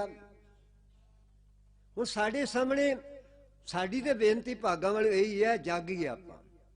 ਹੁਣ ਨਾ ਨੌਕਰੀ ਵੀ ਕਰੋ ਤੇ ਕੰਨ ਖੜੇ ਕਰਕੇ ਕਰੋ ਕਿ ਮੈਂ ਪੰਜਾਬੀ ਹਾਂ, ਮੇਰੇ ਸਿਰ ਤੇ ਪੰਜਾਬ ਦਾ ਕਰਜ਼ਾ ਹੈ, ਮੈਂ ਆਪਣੇ ਧੀਆਂ ਪੁੱਤ ਪੰਜਾਬੋਂ ਬਾਹਰ ਨਹੀਂ ਭੇਜਣੇ, ਉਹਨਾਂ ਨੂੰ ਇੱਥੇ ਰੱਖ ਕੇ ਜ਼ਿੰਦਗੀ ਜਿਉਣ, ਪੰਜਾਬ ਲਈ ਜਿਉਣ, ਪੰਜਾਬ ਲਈ ਮਰਨ ਵਾਲੇ ਬੱਚੇ ਪੈਦਾ ਕਰਨੇ। ਆਪਾਂ ਪੰਜਾਬ ਨੂੰ ਪਿਆਰ ਕਰਨਾ ਬੰਦ ਕਰ ਦਿੱਤਾ ਹੋਇਆ। ਅਸੀਂ ਆਪਣੇ ਬੱਚਿਆਂ ਦੇ ਦਿਲ ਦਿਮਾਗ ਵਿੱਚ ਪੰਜਾਬ ਨਹੀਂ ਭਰਿਆ ਕਿ ਭਰਿਆ ਜੀ? ਕਿਉਂ ਮੇਰੀ ਧੀਓ ਭੈਣੋ, ਮੇਰੀ ਇੱਕ ਭੈਣ ਸਿਰ ਮਾਰ ਕੇ ਕਹਿੰਦੀ ਨਹੀਂ ਭਰਿਆ, ਕਿ ਵੀਰੋ ਭਰਿਆ ਨਹੀਂ ਨਾ ਭਰਿਆ। ਸਾਡੇ ਬੱਚਿਆਂ ਦੇ ਦਿਮਾਗ ਵਿੱਚ ਕੀ ਹੈ ਜੀ? ਨਿਊਜ਼ੀਲੈਂਡ, ਆਸਟ੍ਰੇਲੀਆ, ਇੰਗਲੈਂਡ, ਪਤਾ ਨਹੀਂ ਕੀ ਭਰਿਆ ਹੈ। ਉਹ 'ਚ ਪੰਜਾਬ ਮਾਈਨਸ ਕਰ ਦਿੱਤਾ ਹੈ। ਕਿੱਡੀ ਵੱਡੀ ਕਿਰਤ ਘਣਤਾ ਹੈ ਪੰਜਾਬ ਦੇ ਨਾਲ। ਆਪਣੇ ਗੁਰੂ ਦੇ ਅਸੀਂ ਕਿਵੇਂ ਸਨਮੁਖ ਸਿੱਖ ਬਣ ਸਕਾਂਗੇ? ਬਾਹਰ ਜਾ ਕੇ ਕੋਈ ਅਸੀਂ ਸਿੱਖੀ ਦੀ ਥੋੜ੍ਹੀ ਗੱਲ ਕਰਨ ਚੱਲੇ ਹਾਂ। ਬਾਹਰ ਜਾ ਕੇ ਅਸੀਂ ਕਿਹੜਾ ਉੱਥੇ ਜਾ ਕੇ ਪ੍ਰਚਾਰ ਕਰਨਾ ਹੈ? ਅਸੀਂ ਕਿਹੜਾ ਕਰਤਾਰ ਸਿੰਘ ਸਰਾਭਾ ਬਣ ਕੇ ਵਿਦੇਸ਼ ਚੱਲੇ ਹਾਂ? ਕਾਸ਼ ਸਾਡੇ ਬੱਚੇ ਕਰਤਾਰ ਸਿੰਘ ਸਰਾਭਾ ਬਣ ਕੇ ਵਿਦੇਸ਼ ਵੀ ਜਾਣ। ਕਿੰਨੀ ਸਾਲਾਂ ਦੀ ਉਮਰ ਸੀ ਜੀ ਕਰਤਾਰ ਸਿੰਘ ਸਰਾਭਾ ਦੀ ਜਦੋਂ ਵਿਦੇਸ਼ ਪੜ੍ਹਨ ਵਾਸਤੇ ਗਿਆ ਸੀ? ਹਾਂ ਬੀਬੀ ਹੁਣ ਬੋਲੋ ਦੁਬਾਰਾ, ਜਸਵੰਤ ਸਿੰਘ ਨਹੀਂ ਬੋਲੇਗਾ। ਹਾਂ ਹੁਣ ਸੁਣ ਲਿਆ, ਮੈਂ ਤਾਂ ਸੁਣ ਲਿਆ। ਦੇਖੋ ਬੁੱਢਾ ਆਦਮੀ ਹੈ, ਤੁਹਾਨੂੰ ਵੀ ਸੁਣ ਕੇ ਹੋਣਾ। ਹੁਣ ਆਪ ਅੰਦਾਜ਼ਾ ਲਾ ਲਓ, ਜੇ ਇਤਿਹਾਸ ਨਹੀਂ ਨਾ ਜਾਣਦੇ ਤੇ ਆਪਣੇ ਬੱਚਿਆਂ ਨੂੰ ਨਾ ਪੰਜਾਬ ਦੇ ਵਾਰਸ ਬਣਾ ਸਕਦੇ ਆ, ਨਾ ਕੌਮ ਦੇ, ਨਾ ਦੇਸ਼ ਦੇ। ਇਹ ਗੱਲ ਦਾ ਚੇਤਾ ਰੱਖ ਲੈਣਾ। ਜਿਹੜੀ ਕੌਮ ਆਪਣਾ ਇਤਿਹਾਸ ਭੁੱਲ ਜਾਏਗੀ ਉਹ ਕੌਮ ਕੱਖਾਂ ਵਾਂਗ ਰੁਲ ਜਾਏਗੀ। ਆੜੇ ਪੰਜਾਬੀਆਂ ਨੇ ਆਪਣੇ ਇਤਿਹਾਸ ਨਾਲ ਪਿੱਠ ਦੇ ਕੇ ਜਿਉਣਾ ਸ਼ੁਰੂ ਕਰ ਲਏ। ਅੱਜ ਅਸੀਂ ਇਤਿਹਾਸ ਨੂੰ ਸਨਮੁਖ ਰੱਖ ਕੇ ਜ਼ਿੰਦਗੀ ਨਹੀਂ ਜਿਉਂਦੇ। ਆਪਾਂ ਤੇ ਰੋਜ਼ ਇਤਿਹਾਸ ਦੁਹਰਾਉਣੇ ਇੱਥੇ ਖਲੋ ਕੇ। ਜਿੰਨੀ ਵਾਰ ਅਰਦਾਸਾਂ ਕਰਦੇ ਆ ਨਾ, ਇਤਿਹਾਸ ਵਾਰ-ਵਾਰ ਦੁਹਰਾਈਦਾ ਹੈ। ਦੁਹਰਾਉਂਦੇ ਕਿ ਨਹੀਂ ਦੁਹਰਾਉਂਦੇ? ਪਰ ਉਹਨਾਂ ਦੀਆਂ ਪੈੜਾਂ ਤੇ ਨਹੀਂ ਤੁਰਿਆ ਜਾਂਦਾ। ਪੰਜਾਂ ਪਿਆਰਿਆਂ, 4 ਸਾਹਿਬਜ਼ਾਦਿਆਂ, 40 ਮੁਕਤਿਆਂ, ਉਹਨਾਂ 40 ਮੁਕਤਿਆਂ ਵਾਲੀ ਪੈੜ ਤੇ ਤੁਰ ਪਈਏ। ਆਓ ਹੁਣ ਅਸੀਂ ਜਿਹੜਾ ਖੁਦ ਗਰਜੀ ਧਾਰਨ ਕਰਕੇ ਗੁਰੂ ਤੋਂ ਬੇਮੁਖਿਤ ਹੋਣ ਦਾ ਵਿਦਾਵਾ ਦਿੱਤਾ ਹੈ ਨਾ, ਉਹਨੂੰ ਪੜਵਾ ਲਈਏ। ਗੁਰੂ ਦੇ ਸਨਮੁਖ ਰਹਿ ਕੇ, ਪੰਜਾਬ ਵਿੱਚ ਰਹਿ ਕੇ ਪੰਜਾਬ ਲਈ ਜਿਉਣ ਦੇ ਲਈ ਆਪਣੇ ਆਪ ਨੂੰ ਤਿਆਰ ਕਰ ਲਈ। ਤੇ ਦੂਜੀ ਇੱਕ ਬੇਨਤੀ ਹੋਰ ਕਰਨੀ ਹੈ, ਜਿਹੜੇ ਵੀਰ ਤੁਹਾਡੇ ਇੱਥੋਂ ਸੇਵਾ 'ਚ ਮੁਕਤ ਹੋ ਰਹੇ ਨੇ ਨਾ, ਉਹ ਸੇਵਾ ਵਿੱਚ ਵਾਸਤੇ ਅੱਗੇ ਆਓ। ਘਰਾਂ ਵਿੱਚ ਜਾ ਕੇ ਗਵਾਚੋ ਨਾ। ਅੱਜ ਰਿਟਾਇਰਮੈਂਟ ਤੋਂ ਬਾਅਦ ਆਪਾਂ ਕੀ ਕਰ ਰਹੇ ਹਾਂ ਜੀ? ਕੋਈ ਹੱਟੀ ਪਾ ਕੇ ਬਹਿੰਦਾ ਹੈ, ਕੋਈ ਬੱਚਿਆਂ ਕੋਲ ਜਾ ਕੇ ਉਹ ਇੰਗਲੈਂਡ ਅਮਰੀਕਾ ਜਾ ਕੇ ਬੱਚੇ ਖਿਡਾ ਰਿਹਾ, ਖਿਡਾਵੇ ਦਾ ਕੰਮ ਕਰ ਰਿਹਾ।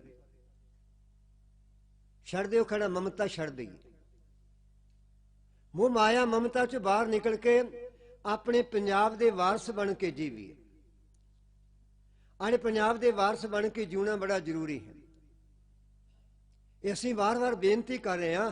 ਪੰਜਾਬ ਜੇ ਬਚਾਉਣਾ ਹੈ ਨਾ, ਉਹਦੇ ਵਾਸਤੇ ਵੱਡੀ ਦਲੇਰੀ ਵਾਲੇ ਕਦਮ ਪੁੱਟਣੇ ਪੈਣਗੇ। ਪਹਿਲਾ ਕਦਮ ਕਿਹੜਾ ਪੁੱਟਣਾ ਪਏਗਾ? ਅਸੀਂ ਤੁਹਾਨੂੰ ਬੇਨਤੀ ਕਰਨੀ ਚਾਹੁੰਦੇ ਹਾਂ। ਪਹਿਲਾ ਕਦਮ ਇਹ ਪੁੱਟਣਾ ਪਏਗਾ ਕਿ ਜਿੰਨੀਆਂ ਪੰਜਾਬ ਦੀਆਂ ਰਾਜਨੀਤਿਕ ਧਿਰਾਂ ਨੇ, ਇਹਨਾਂ ਸਾਰਿਆਂ ਦਾ ਖਹਿੜਾ ਛੱਡ ਦਿਓ। ਕਿਉਂ ਭਾਗਾਂ ਵਾਲੇ? ਛੱਡਣਾ ਚਾਹੀਦਾ ਕਿ ਨਹੀਂ ਛੱਡਣਾ ਚਾਹੀਦਾ? ਕਿਉਂ ਧੀਓ? ਆਵਾਜ਼ ਬੜੀ ਘੁੱਟੀ ਜੀ, ਜਿਵੇਂ ਡਰ ਲੱਗਦਾ ਹੋਵੇ। ਉੱਚੀ ਸਾਰੀ ਕਿਉਂ ਜੀ? ਰਾਜਨੀਤਿਕ ਧਿਰਾਂ ਦਾ ਖਹਿੜਾ ਛੱਡ ਦੇਣਾ ਚਾਹੀਦਾ ਕਿ ਨਹੀਂ ਛੱਡਣਾ ਚਾਹੀਦਾ? ਛੱਡਣਾ ਚਾਹੀਦਾ। ਤੇ ਛੱਡ ਕੇ ਕੀ ਕਰਨਾ? ਆਪਾਂ ਤੇ ਨੇਤਾ ਬਣਨਾ ਹੀ ਨਹੀਂ। ਆਪਾਂ ਤਾਂ ਸਹੁੰ ਖਾਧੀ ਹੈ, ਰਾਜਨੀਤੀ ਮਾੜੀ ਚੀਜ਼ ਹੁੰਦੀ ਹੈ। ਕਿਉਂ ਭਾਈ? ਆਪਾਂ ਨੇ ਸਹੁੰ ਪਾਈ ਆਪਣੇ ਆਪ ਨੂੰ। ਅਸੀਂ ਤਾਂ ਗੁਰਦੁਆਰੇ ਦੇ ਸੇਵਾਦਾਰ ਬਣਨ ਲਈ ਤਿਆਰ ਨਹੀਂ ਹੁੰਦੇ। ਆਪਾਂ ਤੇ ਕਹਿੰਦੇ ਰਾਜਨੀਤੀ ਮਾੜੀ ਚੀਜ਼ ਹੁੰਦੀ ਹੈ। ਕਿਉਂ ਭਾਈ? ਠੀਕ ਮਾੜੀ ਚੀਜ਼ ਹੁੰਦੀ ਹੈ? ਨਹੀਂ। ਕਿਉਂਕਿ ਉਹਨਾਂ ਨੇ ਸਾਨੂੰ ਅੰਦਰ ਨਹੀਂ ਸੀ ਆਉਣ ਦੇਣਾ। ਤੇ ਜਿਹੜੇ ਆਗੂ ਲੋਕ ਨੇ ਨਾ, ਉਹਨਾਂ ਆਪ ਪ੍ਰਚਾਰ ਕੀਤਾ ਰਾਜਨੀਤੀ ਤਾਂ ਬਹੁਤ ਭੈੜੀ ਹੈ ਜੀ, ਇਹ ਤੇ ਬੜੀ ਗੰਦੀ ਹੈ ਜੀ, ਤਾਂ ਕਿ ਜਿਹੜਾ ਰਾਜਨੀਤੀ ਰਾਹੀਂ ਸ਼ੋਸ਼ਣ ਕਰਨਾ ਹੈ ਪ੍ਰਜਾ ਦਾ, ਜੋ ਕੁਝ ਉਹ ਕਰਦੇ ਨੇ ਉਹਨਾਂ ਭੇਦ ਜ਼ਾਹਰ ਨਾ ਹੋ ਜਾਏ। ਤੇ ਉਹਨਾਂ ਨੇ ਕਿਹਾ, ਸਾਨੂੰ ਇਸ ਤਰ੍ਹਾਂ ਦੀ ਕਹਿ ਕੇ ਪਿੱਛੇ ਕਰ ਦਿੱਤਾ। ਅਸੀਂ ਆ ਰਹੇ ਸੀ ਇੱਥੇ ਤੇ ਮਰਿੰਡੇ ਦੀ ਧਰਤੀ ਦਾ ਵਾਕਿਆ। ਇੱਕ ਸਰਦਾਰ ਜੀ ਖੜੇ ਹੋ ਗਏ ਸਾਡਾ ਧੰਨਵਾਦ ਕਰਨ ਲਈ। ਅੱਖਾਂ ਭਰ ਭਰ ਕੇ ਕਹਿ ਰਿਹਾ ਸੀ ਜੀ, ਮੈਂ 18-20 ਸਾਲ ਪਾਪ ਕੀਤਾ। ਮੈਂ ਪੰਜਾਬ ਦੀ ਸਿਆਸੀ ਜਥੇਬੰਦੀ ਦਾ ਕਾਰਕੁਨ ਬਣ ਕੇ, ਔਰ ਮੈਂ ਪਤਾ ਨਹੀਂ ਕਿੰਨਿਆਂ ਦਾ ਬੇੜਾ ਗਰਕ ਕੀਤਾ। ਅੱਜ ਮੈਂ ਗੁਰਦੁਆਰੇ 'ਚ ਖਲੋ ਕੇ ਮੈਂ ਮਾਫੀ ਮੰਗਦਾ ਹਾਂ ਉਹਨਾਂ ਕੋ ਵੀ ਜਿਨ੍ਹਾਂ ਦੀ ਜ਼ਿੰਦਗੀ ਬਰਬਾਦ ਕੀਤੀ। ਮੈਂ ਗੁਰੂ ਕੋ ਮਾਫੀ ਮੰਗਦਾ ਹਾਂ ਕਿ ਮੈਂ ਗਲਤ ਬੰਦਿਆਂ ਦਾ ਸਾਥ ਦੇ ਕੇ मैं उन्हां दा झोली चुक बन के मैं जिंदगी नूं तबाह कर लिया।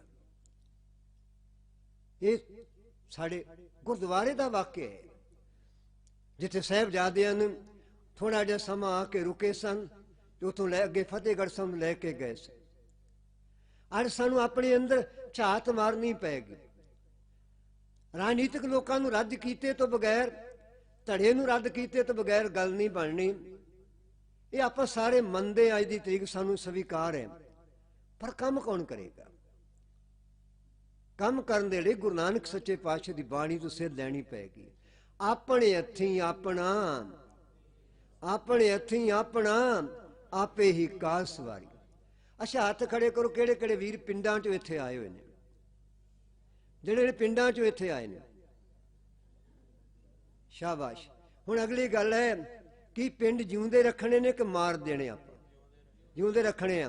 फिर एक काम करियो, अज दे इस साडे ਇੱਥੇ ਆਉਣ ਦਾ, ਗੁਰੂ ਦੀ ਗੁਦ ਵਿੱਚ ਇੱਕ ਲਾਭ ਲੈ ਲਈਏ ਕਿ ਇੱਕ ਗੁਰੂ ਦੇ ਸਨਮੁਖ ਆਪਣੇ ਖੜਾ ਕਰ ਲਓ ਆਪਣੇ ਆਪ ਨੂੰ। ਅਸੀਂ ਵਾਪਸ ਪਿੰਡਾਂ 'ਚ ਜਾਵਾਂਗੇ ਰਿਟਾਇਰਮੈਂਟ ਤੋਂ ਬਾਅਦ। ਕਿਉਂ ਭਾਗਾਂ ਵੱਲ ਜਾਣਾ ਚਾਹੀਦਾ ਕਿ ਨਹੀਂ ਜਾਣਾ ਚਾਹੀਦਾ? ਉੱਚੀ ਜਕਾਰਾ ਲਾ ਕੇ ਥੋੜਾ ਜਿਹਾ ਹਿੰਮਤ ਮਾਰੋ।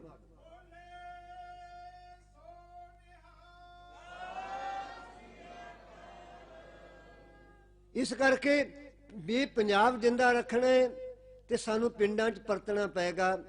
दास भी पिंड परत गया। 18 साल जलंधर शहर में रहे हैं।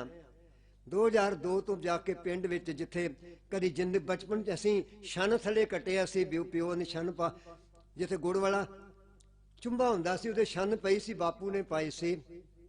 बापू अपने 7 बच्चे लैके, मां ते प्यो उत्थे आके एक छन थले रहे सन। सानू अज कोई शीस महल भी हुंदा ना, पर वो छन वर्गा स्वाद नहीं जिउंदा। अजे शन असीं याद करते हैं। खूहां तो नहाईदा सी, एडा एडा मोटा कोरा जमदा सी, अज तो कोरा जमदा ही नहीं है। मेरी उम्र वाले कदे देखिया होएगा, परात विच पानी पा के ना छत ते रख दिंदे सन, ते जिवें आपां फ्रिज विच बर्फ जमदी है ना, इस तरह परात विच पई वो पानी जम जांदा सी। उस पानी विच सानू नहाउणा नसीब होया है। वो पंजाब किस तरह दा सी? किसी घर प्राहुणा आ जाता सी ना, उन्होंने चिंता रोग नहीं सी लगता। वो गवांढी के घरों जाके दाल भाजी ले आउंदा सी ते आ एक घर के मेहमान नूं रोटी खवा लैंदा सी। अज क्यों बीबीओ? अज नहीं हैगा कुछ साडे कोल। समा नहीं बदल गया, असीं बदल गए। सोई चंद चढ़े से तारे, सोई दुनिया तपत रहे। बाणी कहती समा नहीं बदलता, बंदे का दिमाग बदलता है। असीं बदल गए हाँ, सानू पैसिਆਂ ਦੀ लचकार ने बदला दिता है। साढ़े विच लालू बाहर निकल गए, भागो सन खिंची तुरिया जा रहा है। असीं भी छोटे छोटे भागो ही बनते दिखाई दे रहे हैं। कोई फर्क नहीं रह गया। गुरु नानक सच्चे पातशाह जी ने की कीता सी जी? वो भाई दुनी चंद जिहड़ा दुनी चंद सी, जिहदे घर दे बाहर झंडे झुलदे सन, बाबे नानक ने जाके पुछ लिया सी, दुनी चंद ये की है? कहना पातशाह ये मेरी अमीरी दे झंडे झुलदे ने। तो गुरु नानक सच्चे पातशाह ने की कहा सी? की करेगा? नाल जाएगी? ਆਪਾਂ ਸਾਖੀ ਸੁਣ, ਸੂਈ ਦਿੱਤੀ ਸੀ, ਲੈ ਕੇ ਘਰ ਚਲਾ ਗਿਆ। ਘਰ ਵਾਲੀ ਨੂੰ ਕਹਿੰਦੇ ਸਾਂਭ ਕੇ ਰੱਖ ਲਈ, ਕਿਉਂਕਿ ਮਾਇਆ ਬੁੱਧੀ ਮਾਰ ਦਿੰਦੀ ਹੈ ਨਾ। ਤੇ ਬੁੱਧੀ ਮਰੀ ਹੋਈ ਬੁੱਧੀ ਵੇਲੇ ਸੂਈ ਲੈ ਕੇ ਘਰ ਚਲਾ ਗਿਆ ਤੇ ਜਾ ਕੇ ਘਰ ਵਾਲੀ ਨੂੰ ਫੜਾਈ, ਰੱਖ ਲਈ। ਕੀ ਕਰਨੀ ਸਾਈਂ? ਅੱਗੇ ਰੁਪਈਆਂ ਦੀ ਥੈਲੀ ਫੜਾਉਂਦੇ ਸੀ, ਸੂਈ ਫੜਾ ਰਹੇ ਹੋ। ਕਹਿੰਦੇ ਮੈਨੂੰ ਦਿੱਤੀ ਕਿਸੇ ਨੇ, ਜਦੋਂ ਮੈਂ ਜਾਵਾਂਗਾ ਸੰਸਾਰ ਵਿੱਚੋਂ ਦਰਗਾਹ ਵਿੱਚ ਜਾ ਕੇ ਦੇਣੀ ਹੈ। ਉਸ ਸਮਾਣੀ ਨੇ ਮੱਥੇ ਤੇ ਮਾਰਿਆ ਹੱਥ, ਕਹਿੰਦੇ ਰੁਪਈਆਂ ਮਗਰ ਲੱਗ ਕੇ ਤੇਰੀ ਅਕਲ ਵੀ ਮਾਰੀ ਗਈ ਹੈ। खाली आया से खाली जाने, सूई किनू जाके देवेगा? जा जाके लब, जो सूई दे के गया वो बंदा नहीं है, वो कोई ज्ञान वाली रूह है जिहड़ी तेन को सबक देना चाहती है। भज के लग्या, डिग पिया जाके चरनी, तो फिर की होया सी? दरवाजे खोल दिते सन, सब लटा दिती सी। अज सच्ची गल यह है कि अज साडे घरां विच इन्नी निराश पूंजी है, जे असीं मान लो मेरा पुत नौकरी ना भी ना करे ना, वो जमीन जायदाद वेच वट के 2-3 पीढ़ियां रोटी खाधी जा सकती, इन्नी नहीं आपां भी जमा कर ली हुई है। ਅੱਜ ਸਾਨੂੰ ਇੱਕ ਸੋਚਣਾ ਪਏਗਾ, ਆਪਣੇ ਵਾਰਸ ਆਪ ਬਣਨਾ ਪਏਗਾ, ਆਪਣੇ ਹੱਥੀਂ ਆਪਣਾ ਆਪੇ ਹੀ ਕਾਜ ਸਵਾਰੀਏ। ਆਪਣੇ ਪਿੰਡਾਂ ਨੂੰ ਪਰਤ ਜਾਈਏ ਤੇ ਸਾਡਾ ਸੁਨੇਹਾ ਇਹ ਪੰਜਾਬ ਬਚਾਓ ਕਾਫਲੇ ਦਾ ਇੱਕ ਕੰਮ ਸਭ ਤੋਂ ਪਹਿਲਾਂ ਕਰੀਏ, ਰਾਜਨੀਤਿਕ ਧਿਰਾਂ ਤੋਂ ਪਹਿਲਾਂ ਕੀ ਕਰੀਏ, ਪੰਚਾਇਤਾਂ ਇਹਨਾਂ ਤੋਂ ਖੋਲੀਏ, ਪੰਚਾਇਤਾਂ ਖੋਲੀਏ। ਪਿੰਡਾਂ ਵਿੱਚ ਪੰਚਾਇਤ ਨਾ ਅਕਾਲੀਆਂ ਦੀ ਬਣੇ, ਨਾ ਕਾਂਗਰਸੀਆਂ ਦੀ ਬਣੇ, ਨਾ ਕਾਮਰੇਡਾਂ ਦੀ ਬਣੇ, ਨਾ ਆਮ ਪਾਰਟੀ ਵਾਲਿਆਂ ਦੀ ਬਣੇ, ਨਾ ਭਾਜਪਾ ਵਾਲਿਆਂ ਦੀ ਬਣੇ। ਪੰਚਾਇਤ ਕਿਹਦੀ ਬਣੇ? ਕਿਹਦੀ ਬਣੇ ਜੀ? ਪਿੰਡ ਦੀ। ਪੰਚਾਇਤ ਕਿਹਦੀ ਬਣੇ? ਪਿੰਡ ਦੀ। ਇਹ ਬਣ ਨਹੀਂ ਜੀ ਦਿੰਦੇ, ਇਹ ਸਰਬਸੰਮਤੀ ਵੀ ਕਰਾਉਣਗੇ, ਧੱਕੇ ਨਾਲ ਆਪਣੇ ਧੜੇ ਦੀ ਕਰਾਉਣਗੇ। ਇਸ ਕਰਕੇ ਪਹਿਲਾ ਕਦਮ ਪੰਚਾਇਤਾਂ ਸਰਬਸੰਮਤੀ ਦੀਆਂ। ਦੂਜਾ ਕਦਮ ਬਲਾਕ ਸੰਮਤੀ ਲਈ ਤਿਆਰੀ ਕਰੀਏ। 2 ਪਿੰਡਾਂ ਦਾ ਇੱਕ ਉਮੀਦਵਾਰ ਬਣ ਜਾਂਦਾ ਹੈ, ਉਹ ਵੀ ਸਰਬਸੰਮਤੀ ਦੇ ਬਣਾਉਣੇ ਨੇ, ਇਹਨਾਂ ਨੂੰ ਬਾਹਰ ਕੱਢਣਾ ਹੈ। ਤੀਜੀ ਸੰਸਥਾ ਸਾਡੀ ਹੈ, ਕਿਹੜੀ ਹੈ ਜੀ? ਹਾਂ ਵੀਰੋ, ਹਾਂ ਪੰਚਾਇਤ ਤੋਂ ਉੱਪਰਲੀ ਸੰਸਥਾ ਆ ਗਈ ਬਲਾਕ ਸੰਮਤੀ, ਤੇ ਬਲਾਕ ਸੰਮਤੀ ਉੱਪਰ ਕਿਹੜੀ ਸੰਸਥਾ ਸਾਡੇ ਪੰਜਾਬ ਵਿੱਚ? ਦੇਖੋ ਕਮਾਲ ਹੋ ਗਈ, ਆਪਾਂ ਭੁੱਲ ਹੀ ਗਏ ਜੀ। ਜ਼ਿਲ੍ਹਾ ਪ੍ਰੀਸ਼ਦ। ਜ਼ਿਲ੍ਹਾ ਪ੍ਰੀਸ਼ਦ, ਜ਼ਿਲ੍ਹਾ ਪ੍ਰੀਸ਼ਦ, ਇਹ 3 ਸੰਸਥਾਵਾਂ ਨੇ। ਇਹ ਪਤਾ ਕਿਹੜੇ ਐਕਟ ਦੇ ਥੱਲੇ ਆਉਂਦੀਆਂ? ਪੰਚਾਇਤ ਰਾਜ ਐਕਟ ਦੇ ਥੱਲੇ 3 ਸੰਸਥਾਵਾਂ ਆਉਂਦੀਆਂ ਨੇ। ਪੰਚਾਇਤ ਰਾਜ ਐਕਟ। ਤੇ ਸੂਬਾ ਸਰਕਾਰ ਨੇ 33% ਬਜਟ ਦੇਣਾ ਹੈ, 29 ਮਹਿਕਮੇ ਦੇਣੇ ਨੇ, ਜਿਹੜੇ ਭਾਰਤ ਦੇ ਅੰਦਰ ਕੋਈ ਸੂਬਾ ਨਹੀਂ ਜੇ ਦੇ ਰਿਹਾ। ਇੱਕ ਸੂਬਾ ਦੇ ਰਿਹਾ ਕੇਰਲਾ, ਉਹ ਆਪਣੀਆਂ ਇਹਨਾਂ 3 ਸੰਸਥਾਵਾਂ ਨੂੰ 40% ਬਜਟ ਦਿੰਦਾ ਜੇ। 29 ਮਹਿਕਮੇ ਦਿੱਤੇ ਹੋਏ ਨੇ। ਸਾਡੇ ਪੰਜਾਬ ਵਾਲੇ ਜਿਹੜੇ ਆ ਨਾ, ਉਹਨਾਂ ਵੀ ਕੰਨ ਲਪੇਟੇ ਹੋਏ ਨੇ। ਜੇ ਪੰਚਾਇਤਾਂ ਬਣ ਜਾਣਗੀਆਂ, ਉਹ ਬਜਟ ਵੀ ਮਿਲ ਜਾਏਗਾ, ਮਹਿਕਮੇ ਵੀ ਮਿਲ ਜਾਣਗੇ। ਅਸੀਂ ਸ਼ਹਿਰਾਂ ਵਾਲਿਆਂ ਨੂੰ ਕਹਿੰਦੇ ਜਾ ਰਹੇ ਹਾਂ, ਸ਼ਹਿਰਾਂ ਵਾਲਿਓ, ਜਿੱਥੇ ਤੁਹਾਡੀਆਂ ਮਿਊਨਿਸਪੈਲਿਟੀਆਂ ਨੇ, ਨਗਰ ਪਾਲਿਕਾ ਨੇ, ਤੁਹਾਡੇ ਕੋਲ ਕਾਰਪੋਰੇਸ਼ਨ ਨੇ, ਇਹਨਾਂ ਵਿੱਚ ਵੀ ਸਿਆਸੀ ਆਗੂਆਂ ਨੂੰ ਬਾਹਰ ਕੱਢ ਦਿਓ। ਸਭ ਧੜੇ ਬਾਹਰ ਕੱਢ ਕੇ ਆਪਣੇ ਵਾਰਡ ਦੀ ਆਪ ਨੁਮਾਇੰਦਾ ਚੁਣੋ ਸਰਬਸੰਮਤੀ ਨਾਲ, ਤੇ ਆਪਣੀ ਸ਼ਹਿਰ ਦੀ ਜਿਹੜੀ ਸਤ੍ਹਾ ਹੈ ਆਪਣੇ ਹੱਥ ਵਿੱਚ ਰੱਖੋ। ਜਿੱਦਣ ਇੰਨਾ ਹੋ ਗਿਆ, ਬਾਕੀ ਕਿਹੜਾ ਕੰਮ ਰਹਿ ਗਿਆ? ਹਾਥੀ ਲੰਘ ਗਏ। 1 ਲੱਖ ਤੋਂ ਵੱਧ ਉਮੀਦਵਾਰ ਆਪਾਂ ਨੇਤਾ ਚੁਣ ਲਿਆ ਆਪਾਂ, ਬਾਕੀ ਕਿੰਨੇ ਰਹਿ ਗਏ ਜੀ? ਕੁੱਲ ਮਿਲਾ ਕੇ 117, ਉਹ ਵੀ ਲੱਭ ਜਾਣਗੇ। ਇਹਨਾਂ ਦੀ ਲੋੜ ਨਹੀਂ ਪਏਗੀ। ਸਾਨੂੰ ਆਗੂ ਚਾਹੀਦਾ ਹੈ ਜਿਹੜਾ ਸਾਡੇ ਵਾਂਗ ਪਿੰਡ ਵਿੱਚ ਰਵੇ, ਜਿਹਦੇ ਬੱਚੇ ਸਾਡੇ ਪਿੰਡਾਂ, ਸਾਡੇ ਬੱਚਿਆਂ ਨਾਲ ਪੜ੍ਹਨ, ਜਿਹਦਾ ਇਲਾਜ ਸਾਡੇ ਵਾਲੀ ਡਿਸਪੈਂਸਰੀ ਤੋਂ ਹੋਵੇ। ਉਹ ਸਾਡਾ ਆਗੂ ਹੋ ਸਕਦਾ ਹੈ। ਉਹਨੂੰ ਗਨਮੈਨ ਲੈ ਕੇ ਤੁਰਨ ਦੀ ਲੋੜ ਨਾ ਹੋਵੇ। ਉਹ ਕੈਨੇਡਾ ਅਮਰੀਕਾ ਦੇ ਪ੍ਰਧਾਨ ਮੰਤਰੀ ਵਾਂਗ ਆਪੇ ਆਪਣੇ ਘਰ ਦਾ ਸੌਦਾ ਲੈਣ ਵਾਸਤੇ ਬਾਜ਼ਾਰ ਜਾ ਸਕਦਾ ਹੋਵੇ। ਉਹਨੂੰ ਕਿਸੇ ਬੰਦੂਕਧਾਰੂ ਨਾਲ ਲੈ ਕੇ ਨਾ ਤੁਰਨਾ ਪੈਂਦਾ ਹੋਵੇ। ਉਹ ਕੌਣ ਹੋ ਸਕਦਾ ਹੈ? ਉਹ ਤੁਹਾਡੇ 'ਚ ਪੈਦਾ ਹੋਇਆ ਆਗੂ ਹੀ ਹੋ ਸਕਦਾ ਹੈ। ਕਿਉਂ ਭਾਗਾਂ ਕਿ ਨਹੀਂ? ਉਹ ਕਿਹੜਾ ਆਗੂ ਹੋਏਗਾ? ਉਹ ਆਪ ਜੀ ਤੋਂ ਪੈਦਾ, ਵਿੱਚੋਂ ਪੈਦਾ ਹੋਇਆ, ਤੁਹਾਡੇ 'ਚ ਪੈਦਾ ਹੋਇਆ ਆਗੂ ਹੋਏਗਾ। ਤੇ ਜਦੋਂ ਇਸ ਤਰ੍ਹਾਂ ਦਾ ਆਗੂ ਹੋ ਗਿਆ, ਉਦੋਂ ਕੀ ਹੋਏਗਾ? ਸਭ ਸੁਖਾਲੀ ਉਠੀਆ, ਸਭ ਸੁਖਾਲੀ ਉਠੀਆ। ਹੁਣ ਹੋਆ ਹਲੇਮੀ ਰਾਜ ਜੀਓ।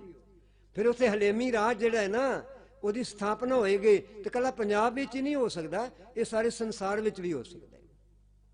ਸਵਾਓ, ਇਸ ਤੋਂ ਅੱਗੇ ਨਾ ਜਾਂਦੇ, ਕੇਵਲ 2 ਮਿੰਟ ਦਾ ਸਮਾਂ ਦੇ ਦਿਓ ਸਾਰੇ ਜਾਣੇ, ਆਪਾਂ ਫਤਿਹ ਬੁਲਾ ਲਈਏ। ਤੁਹਾਨੂੰ ਕਿਤਾਬਚਾ ਦਿੱਤੇ, ਕਿਰਪਾ ਕਰਕੇ ਇਹਨੂੰ ਪੜ੍ਹਨ ਦੀ ਕਿਰਪਾਲਤਾ ਕਰਨੀ। ਪੜ੍ਹ ਕੇ 2 ਟਿੱਪਣੀਆਂ ਕਰਨੀਆਂ ਇਹਦੇ ਉੱਤੇ। ਪਹਿਲੀ ਟਿੱਪਣੀ ਇਹ ਕਰਨੀ ਹੈ, ਤੁਹਾਨੂੰ ਜਾਪੇ ਕੁਝ ਗਲਤ ਲਿਖਿਆ ਗਿਆ, ਉਹ ਦੱਸਣਾ ਹੈ, ਕੱਟ ਦਿੱਤਾ ਜਾਏਗਾ। ਤੁਹਾਨੂੰ ਜਾਪੇ ਕੋਈ ਮੁੱਦਾ ਰਹਿ ਗਏ, ਉਹ ਮੁੱਦਾ ਸਾਨੂੰ ਦੱਸਣਾ, ਉਹ ਮੁੱਦਾ ਨਾਲ ਸ਼ਾਮਲ ਕਰ ਦਿੱਤਾ ਜਾਏਗਾ। ਇਹ ਕਿਰਪਾਲਤਾ ਤੁਸੀਂ ਕਰਨੀ ਹੈ। ਇੱਕ ਮਦਦ ਕਾਫਲੇ ਤੁਸੀਂ ਇਹ ਕਰਨੀ ਹੈ ਕਿ ਇਹਦਾ ਇੱਕ ਫੇਸਬੁੱਕ ਦਾ ਪੇਜ ਬਣਿਆ ਹੋਇਆ ਹੈ, ਪੰਜਾਬ ਬਚਾਓ ਕਾਫਲੇ ਦੇ ਨਾਂ ਤੇ। ਇੰਗਲਿਸ਼ ਵਿੱਚ ਅੱਖਰ ਟਾਈਪ ਕਰੋਗੇ, ਇਹਨੂੰ ਤੁਸੀਂ ਲਾਈਕ ਵੀ ਕਰੋ, ਸ਼ੇਅਰ ਵੀ ਕਰੋ, ਇਹ ਤੁਹਾਡਾ ਕਾਫਲਾ ਅੱਗੇ ਤੁਰੇਗਾ। ਹੁਣ ਤੁਹਾਡੇ ਵਿੱਚ ਮਨ 'ਚ ਕੀ ਵਿਆ, ਤੁਸੀਂ ਵਿਚਾਰਾਂ ਸੁਣਨੀਆਂ, ਤੁਸੀਂ ਕੀ ਕਹਿਣਾ ਚਾਹੋਗੇ? ਕਾਫਲਾ ਅੱਗੇ ਤੁਰਨਾ ਚਾਹੀਦਾ ਕਿ ਰੁਕ ਜਾਣਾ ਚਾਹੀਦਾ? ਤੁਰਨਾ ਚਾਹੀਦਾ। ਕਾਫਲਾ ਏਡਾ ਹੀ ਰਹਿਣਾ ਚਾਹੀਦਾ, ਵੱਡਾ ਵੀ ਹੋਣਾ ਚਾਹੀਦਾ? ਵੱਡਾ ਹੋਣਾ ਚਾਹੀਦਾ। ਵੱਡਾ ਕੌਣ ਕਰੇਗਾ? ਵੱਡਾ ਕੌਣ ਕਰੇਗਾ? ਅਸੀਂ ਕਰਾਂਗੇ। ਵੱਡਾ ਕੌਣ ਕਰੇਗਾ? ਤੁਸੀਂ ਕਰ ਦਿੱਤਾ ਹੈ ਵੱਡਾ। ਹਾਂ, ਵੱਡਾ ਹੀ ਤਾਂ ਤੁਸੀਂ ਕੀਤਾ ਹੈ। ਇੰਨਾ ਟਿਕ ਕੇ ਤੁਸੀਂ ਸੁਣ ਰਹੇ ਹੋ, ਮੈਂ ਤੇ ਹੈਰਾਨ ਹਾਂ। ਛਿੰਦ ਕਥਾ ਵੀ ਕਰਦੇ ਹੋ, ਛਿੰਦ ਚਾਰ ਉੱਠ ਕੇ ਚੱਲ ਤੁਰ ਜਾਂਦੇ ਨੇ, ਪਰ ਅੱਜ ਤੇ ਉਹ ਵੀ ਕੋਈ ਨਹੀਂ ਹੋਇਆ। ਇੰਨਾ ਟਿਕ ਟਿਕੀ ਲਾ ਕੇ ਤੁਸੀਂ ਸੁਣਦਾ, ਜਦੋਂ ਤੁਸੀਂ ਵੱਡਾ ਕੀਤਾ ਹੈ। ਇਹਨੂੰ ਵੱਡਾ ਕਰਨ ਦੇ ਲਈ ਅਸੀਂ ਤੁਹਾਨੂੰ ਬੇਨਤੀ ਕਰਾਂਗੇ ਕਿ 31 ਜਨਵਰੀ ਨੂੰ ਕਾਫਲੇ ਦੀ ਪਹਿਲਾ ਪੜਾਅ ਇਹਦਾ ਲੁਧਿਆਣੇ ਪੂਰਾ ਹੋ ਰਿਹਾ। ਅਸੀਂ ਚਾਹਾਂਗੇ, ਬਹੁਤਿਆਂ ਨੂੰ ਅਸੀਂ ਖੇਚਲ ਨਹੀਂ ਦਿੰਦੇ, ਕੇਵਲ 10 ਤੱਕ ਦਾ, 10 ਤੋਂ 15 ਤੱਕ ਆਪਣੇ ਇਸ ਇਲਾਕੇ ਵਿੱਚੋਂ, ਇੱਥੋਂ ਵੀਰ ਭੈਣਾਂ ਨੌਜਵਾਨ ਰਲ ਕੇ ਆਪ ਜੀ ਨੇ ਕਿਰਪਾ ਕਰਕੇ ਲੁਧਿਆਣੇ ਰਾਮਗੜੀਆ ਕਾਲਜ, ਲੜਕੀਆਂ ਦਾ ਕਾਲਜ ਹੈ, ਮਿਲਰਗੰਜ ਦਾ ਇਲਾਕਾ ਹੈ, ਰੇਲਵੇ ਸਟੇਸ਼ਨ ਤੋਂ ਸਿੱਧਾ ਜਦੋਂ ਦਿੱਲੀ ਵਾਲੇ ਪਾਸੇ ਉਤਰਦੇ ਹਾਂ, ਬਿਲਕੁਲ ਪੁਲ ਦੇ ਨਾਲ ਥੱਲੇ ਨੇੜੇ ਕਰਕੇ ਹੈ, ਉੱਥੇ ਇਹਦੀ ਪਹਿਲੇ ਪੜਾਅ ਦੀ ਸਮਾਪਤੀ ਹੋਏਗੀ ਬਾਬਾ ਗੁਰਮੁਖ ਸਿੰਘ ਹਾਲ ਦੇ ਵਿੱਚ। ਅਸੀਂ ਤੁਹਾਡੇ ਕੋਲ ਆਸ ਕਰਾਂਗੇ ਇੰਨੇ ਕੁ ਆ ਜਾਓਗੇ। ਕਿਉਂ ਜੀ, ਆਸ ਕਰ ਲੈਣੀ ਚਾਹੀਦੀ, ਕਰਨੀ ਚਾਹੀਦੀ। ਤੇ ਜੇ ਥੋੜੀਆਂ ਜਿਹੀਆਂ ਬਾਹਾਂ ਖੜੀਆਂ ਕਰ ਦਿਓ, ਇਹ ਕਾਕਾ ਰਵੀ ਪ੍ਰਕਾਸ਼ ਕਹਿੰਦਾ ਮੈਂ 2-4 ਪਰਚੀਆਂ ਭਰਵਾ ਲਵਾਂ, ਹਾਂਜੀ ਸ਼ਾਬਾਸ਼, ਹੋਰ ਕਰੀਆਂ ਖੜੀ ਕਰ ਦਿਓ ਭਾਈ, ਤੁਸੀਂ ਆਉਣ ਨੂੰ ਤੁਸੀਂ ਸਾਰਿਆਂ ਦਾ ਮਨ ਕਰਦਾ ਹੈ ਤੇ ਆਇਓ ਜ਼ਰੂਰ। ਇੱਕ ਮਦਦ ਇਸ ਸਾਡੇ ਕੋਲ ਹੋਰ ਮੰਗਣੀ, ਦਾਸ ਨੂੰ ਇਹ ਵੀਰ ਜੀ ਨੇ ਲਿਫਾਫਾ ਦਿੱਤਾ, ਇਹ ਕਾਫਲੇ ਵਾਸਤੇ ਹੈ। ਇਹ ਕਾਫਲੇ ਨੂੰ ਤੁਰਦਾ ਰੱਖਣ ਦੇ ਲਈ ਜੋ ਵੀ ਤੁਹਾਡੇ ਕੋਲ ਸਮਰੱਥਾ ਸ਼ਕਤੀ, ਕੋਈ 10 ਰੁਪਈਏ ਦੇ ਸਕਦਾ ਹੈ, ਕੋਈ 20 ਦੇ ਸਕਦਾ ਹੈ, ਕੋਈ 50 ਦੇ ਸਕਦਾ ਹੈ, ਕੋਈ 100 ਰੁਪਈਆ ਦੇ ਸਕਦਾ ਹੈ, ਜ਼ਰੂਰ ਦੇਣਾ। ਇਹ ਕਿਤਾਬ 'ਚ ਸ਼ਬਦ ਰਹਿਣਗੇ, 10 ਰੁਪਈਏ ਨਾਲ 4 ਸ਼ਬਦ ਨੇ, 20 ਨਾਲ 8 ਸ਼ਬਦ ਜਾਂਦੇ ਨੇ, 50 ਨਾਲ 20 ਸ਼ਬਦ ਜਾਂਦੇ ਨੇ, 100 ਨਾਲ 40 ਸ਼ਬਦ ਜਾਂਦੇ ਨੇ। ਕੋਈ ਨਾ ਕੋਈ ਮਦਦ ਜਿਹੜੀ ਹੈ ਆਪਣੇ ਕਾਫਲੇ ਲਈ ਕਰੋ, ਸਾਡੇ ਵਾਸਤੇ ਨਹੀਂ ਕਰਿਓ। ਇਹ ਤੁਹਾਨੂੰ ਮਾਣ ਹੋਏਗਾ, ਕਾਫਲਾ ਸਾਡਾ ਤੋਰਿਆ ਅਸੀਂ ਮਾਇਆ ਦੇ ਕੇ ਤੋਰਿਆ ਸੀ। ਆਸ ਕਰਾਂਗੇ ਹਿੱਸਾ ਪਾਓਗੇ। ਹੁਣ ਫਤਿਹ ਬੁਲਾਉਣ ਤੋਂ ਪਹਿਲਾਂ ਆਪਾਂ 3 ਨਾਅਰੇ ਲਾਣੇ ਨੇ। ਉਹ 3 ਨਾਅਰੇ ਕਿਹੜੇ ਲਾਣੇ ਨੇ? ਪਹਿਲਾ ਨਾਅਰਾ ਲਾਵਾਂਗੇ, ਜਾਗਾਂਗੇ ਜਗਾਵਾਂਗੇ, ਆਪਣੇ ਪਿੰਡ ਬਚਾਵਾਂਗੇ। ਜਾਗਾਂਗੇ ਜਗਾਵਾਂਗੇ, ਜਾਗਾਂਗੇ ਜਗਾਵਾਂਗੇ। ਦੂਜਾ ਨਾਅਰਾ ਪੰਜਾਬ ਬਚਾਉਣ ਦਾ, ਜਾਗਾਂਗੇ ਜਗਾਵਾਂਗੇ, ਉੱਚੀ ਸਾਰੀ ਜੀ, ਆਪਣਾ ਪੰਜਾਬ ਬਚਾਵਾਂਗੇ, ਜਾਗਾਂਗੇ ਜਗਾਵਾਂਗੇ। ਤੇ ਹੁਣ ਦੇਸ਼ ਬਚਾਉਣ ਦੀ ਲੜਾਈ ਲੜ ਰਹੇ ਨੇ ਯੋਧੇ, ਆਪਾਂ ਵੀ ਲੜ ਰਹੇ ਨਾਲ ਸ਼ਾਮਲ ਹਾਂ, ਉਹ ਵੀ ਬਚਾ ਲਈਏ, ਆਪਣਾ ਦੇਸ਼ ਬਚਾਵਾਂਗੇ। ਜਾਗਾਂਗੇ ਜਗਾਵਾਂਗੇ, ਜਾਗਾਂਗੇ ਜਗਾਵਾਂਗੇ। ਤੇ ਹੁਣ ਉਹਨਾਂ ਤਪੀਆਂ ਲਈ ਜਿਹੜੇ ਠੰਡੀਆਂ ਸੜਕਾਂ ਤੇ ਪਏ ਨੇ, ਮੀਂਹ ਵਿੱਚ ਵੀ ਉੱਥੇ ਨੇ, ਸਾਰੇ ਹਾਲਾਤਾਂ ਨੂੰ ਪਿੰਡੇ ਤੇ ਹੰਢਾ ਰਹੇ ਨੇ, ਉਹ ਧਨ ਨੇ, ਧਨ ਨੇ, ਧਨ ਨੇ। ਉਸ ਜਿਹੜਾ ਅੰਦੋਲਨ ਹੈ ਉਹਦਾ ਹਰ ਇੱਕ ਅੰਗ ਜਿਹੜਾ ਹੈ ਧਨਤਾ ਯੋਗ ਹੈ। ਉਹਨਾਂ ਲਈ ਵੀ ਇੱਕ ਆਪਾਂ ਨਾਅਰਾ ਲਾਵਾਂਗੇ। ਦਾਸ ਬੋਲੇਗਾ ਕਿਸਾਨ ਅੰਦੋਲਨ, ਤੁਸੀਂ ਬੋਲਣੇ ਜਿੰਦਾਬਾਦ। ਅਸੀਂ ਬੰਦੇ ਦੀ ਜਿੰਦਾਬਾਦ ਤੇ ਕਰਦੇ ਨਹੀਂ, ਨਾ ਕਰਨੀ ਹੈ, ਪਰ ਅਸੀਂ ਉਸ ਸਮੂਹ ਦੀ ਜਿੰਦਾਬਾਦ ਕਰਦੇ ਹਾਂ ਜੋ ਸਾਨੂੰ ਅੱਜ ਜਗਾ ਰਹੇ। ਕਿਸਾਨ ਅੰਦੋਲਨ, ਕਿਸਾਨ ਅੰਦੋਲਨ, ਪੰਜਾਬੀ ਏਕਤਾ, ਪੰਜਾਬੀ ਏਕਤਾ, ਭਾਰਤੀ ਏਕਤਾ, ਭਾਰਤੀ ਏਕਤਾ। ਕਿਸਾਨ ਜਥੇਬੰਦੀਆਂ, ਕਿਸਾਨ ਜਥੇਬੰਦੀਆਂ, ਕਿਸਾਨ ਮਜ਼ਦੂਰ ਮੁਲਾਜ਼ਮ ਏਕਤਾ, ਕਿਸਾਨ ਮਜ਼ਦੂਰ ਮੁਲਾਜ਼ਮ ਏਕਤਾ। ਸੋ ਤੁਹਾਡਾ ਬਹੁਤ ਬਹੁਤ ਧੰਨਵਾਦ, ਤੁਸੀਂ ਸਮਾਂ ਦਿੱਤਾ, ਟਿਕ ਕੇ ਸੁਣਿਆ ਤੇ ਆਪਣਾ ਆਉਣ ਵਾਲੇ ਸਮੇਂ ਲਈ ਤਿਆਰ ਰਹਿਣਾ। ਇਹ ਕਾਫਲਾ ਤੁਹਾਡਾ ਹੈ, ਤੁਸੀਂ ਸੰਭਾਲਣਾ ਹੈ। ਅੱਗੇ ਆਓ ਤੇ ਆਪਣੀ ਜ਼ਿੰਮੇਵਾਰੀਆਂ ਦਾ ਵੱਡਾ ਅਹਿਸਾਸ ਕਰੋ ਤੇ ਅੱਗੇ ਲੈ ਕੇ ਚੱਲੀਏ। ਸੁਦਾਸ ਇਹਨਾਂ ਸ਼ਬਦਾਂ ਨਾਲ ਇੱਥੋਂ ਦੀ ਸੰਸਥਾ ਦਾ, ਪ੍ਰਬੰਧਕ ਕਮੇਟੀ ਦਾ, ਸਾਰੀ ਸੰਗਤ ਦਾ ਤੇ ਜੁਗੋ ਜੁਗੇ ਅਟਲ ਸ਼੍ਰੀ ਗੁਰੂ ਗ੍ਰੰਥ ਸਾਹਿਬ ਸੱਚੇ ਪਾਤਸ਼ਾਹ ਜੀ ਦਾ ਲੱਖ ਲੱਖ ਵਾਰ ਧੰਨਵਾਦ ਹੈ। ਜਿਨ੍ਹਾਂ ਨੇ ਮਦਦ ਕਰਨੀ ਹੋਈ, ਮਾਇਆ ਦੀ ਮਦਦ ਉੱਥੇ ਕਰ ਦੇਣੀ, ਤੁਹਾਡਾ ਧੰਨਵਾਦ ਹੈ। ਸਰਦਾਰ ਜਸਵਿੰਦਰ ਸਿੰਘ ਜੀ, ਕੁਲਜੀਤ ਸਿੰਘ ਜੀ ਨੇ ਆਉਣਾ ਸੀ, ਅੰਮ੍ਰਿਤਸਰ ਚੱਲ ਪਏ ਸਨ, ਧੁੰਦ ਬਹੁਤ ਜ਼ਿਆਦਾ ਪੈ ਗਈ, ਉਹ ਰਾਹ ਵਿੱਚੋਂ ਵਾਪਸ ਪਰਤ ਗਏ ਨੇ, ਜਿਸ ਕਾਰਨ ਕਰਕੇ ਉਹ ਤੁਹਾਡੇ ਦਰਸ਼ਨ ਨਹੀਂ ਕਰ ਸਕੇ। ਅਸੀਂ ਵੀ ਖਿਮਾ ਦੇ ਜਾਚਕ ਹਾਂ। ਫਤਿਹ ਬੁਲਾਓ ਜੀ ਸਾਰੇ। ਵਾਹਿਗੁਰੂ ਜੀ ਕਾ ਖਾਲਸਾ, ਵਾਹਿਗੁਰੂ ਜੀ ਕੀ ਫਤਿਹ।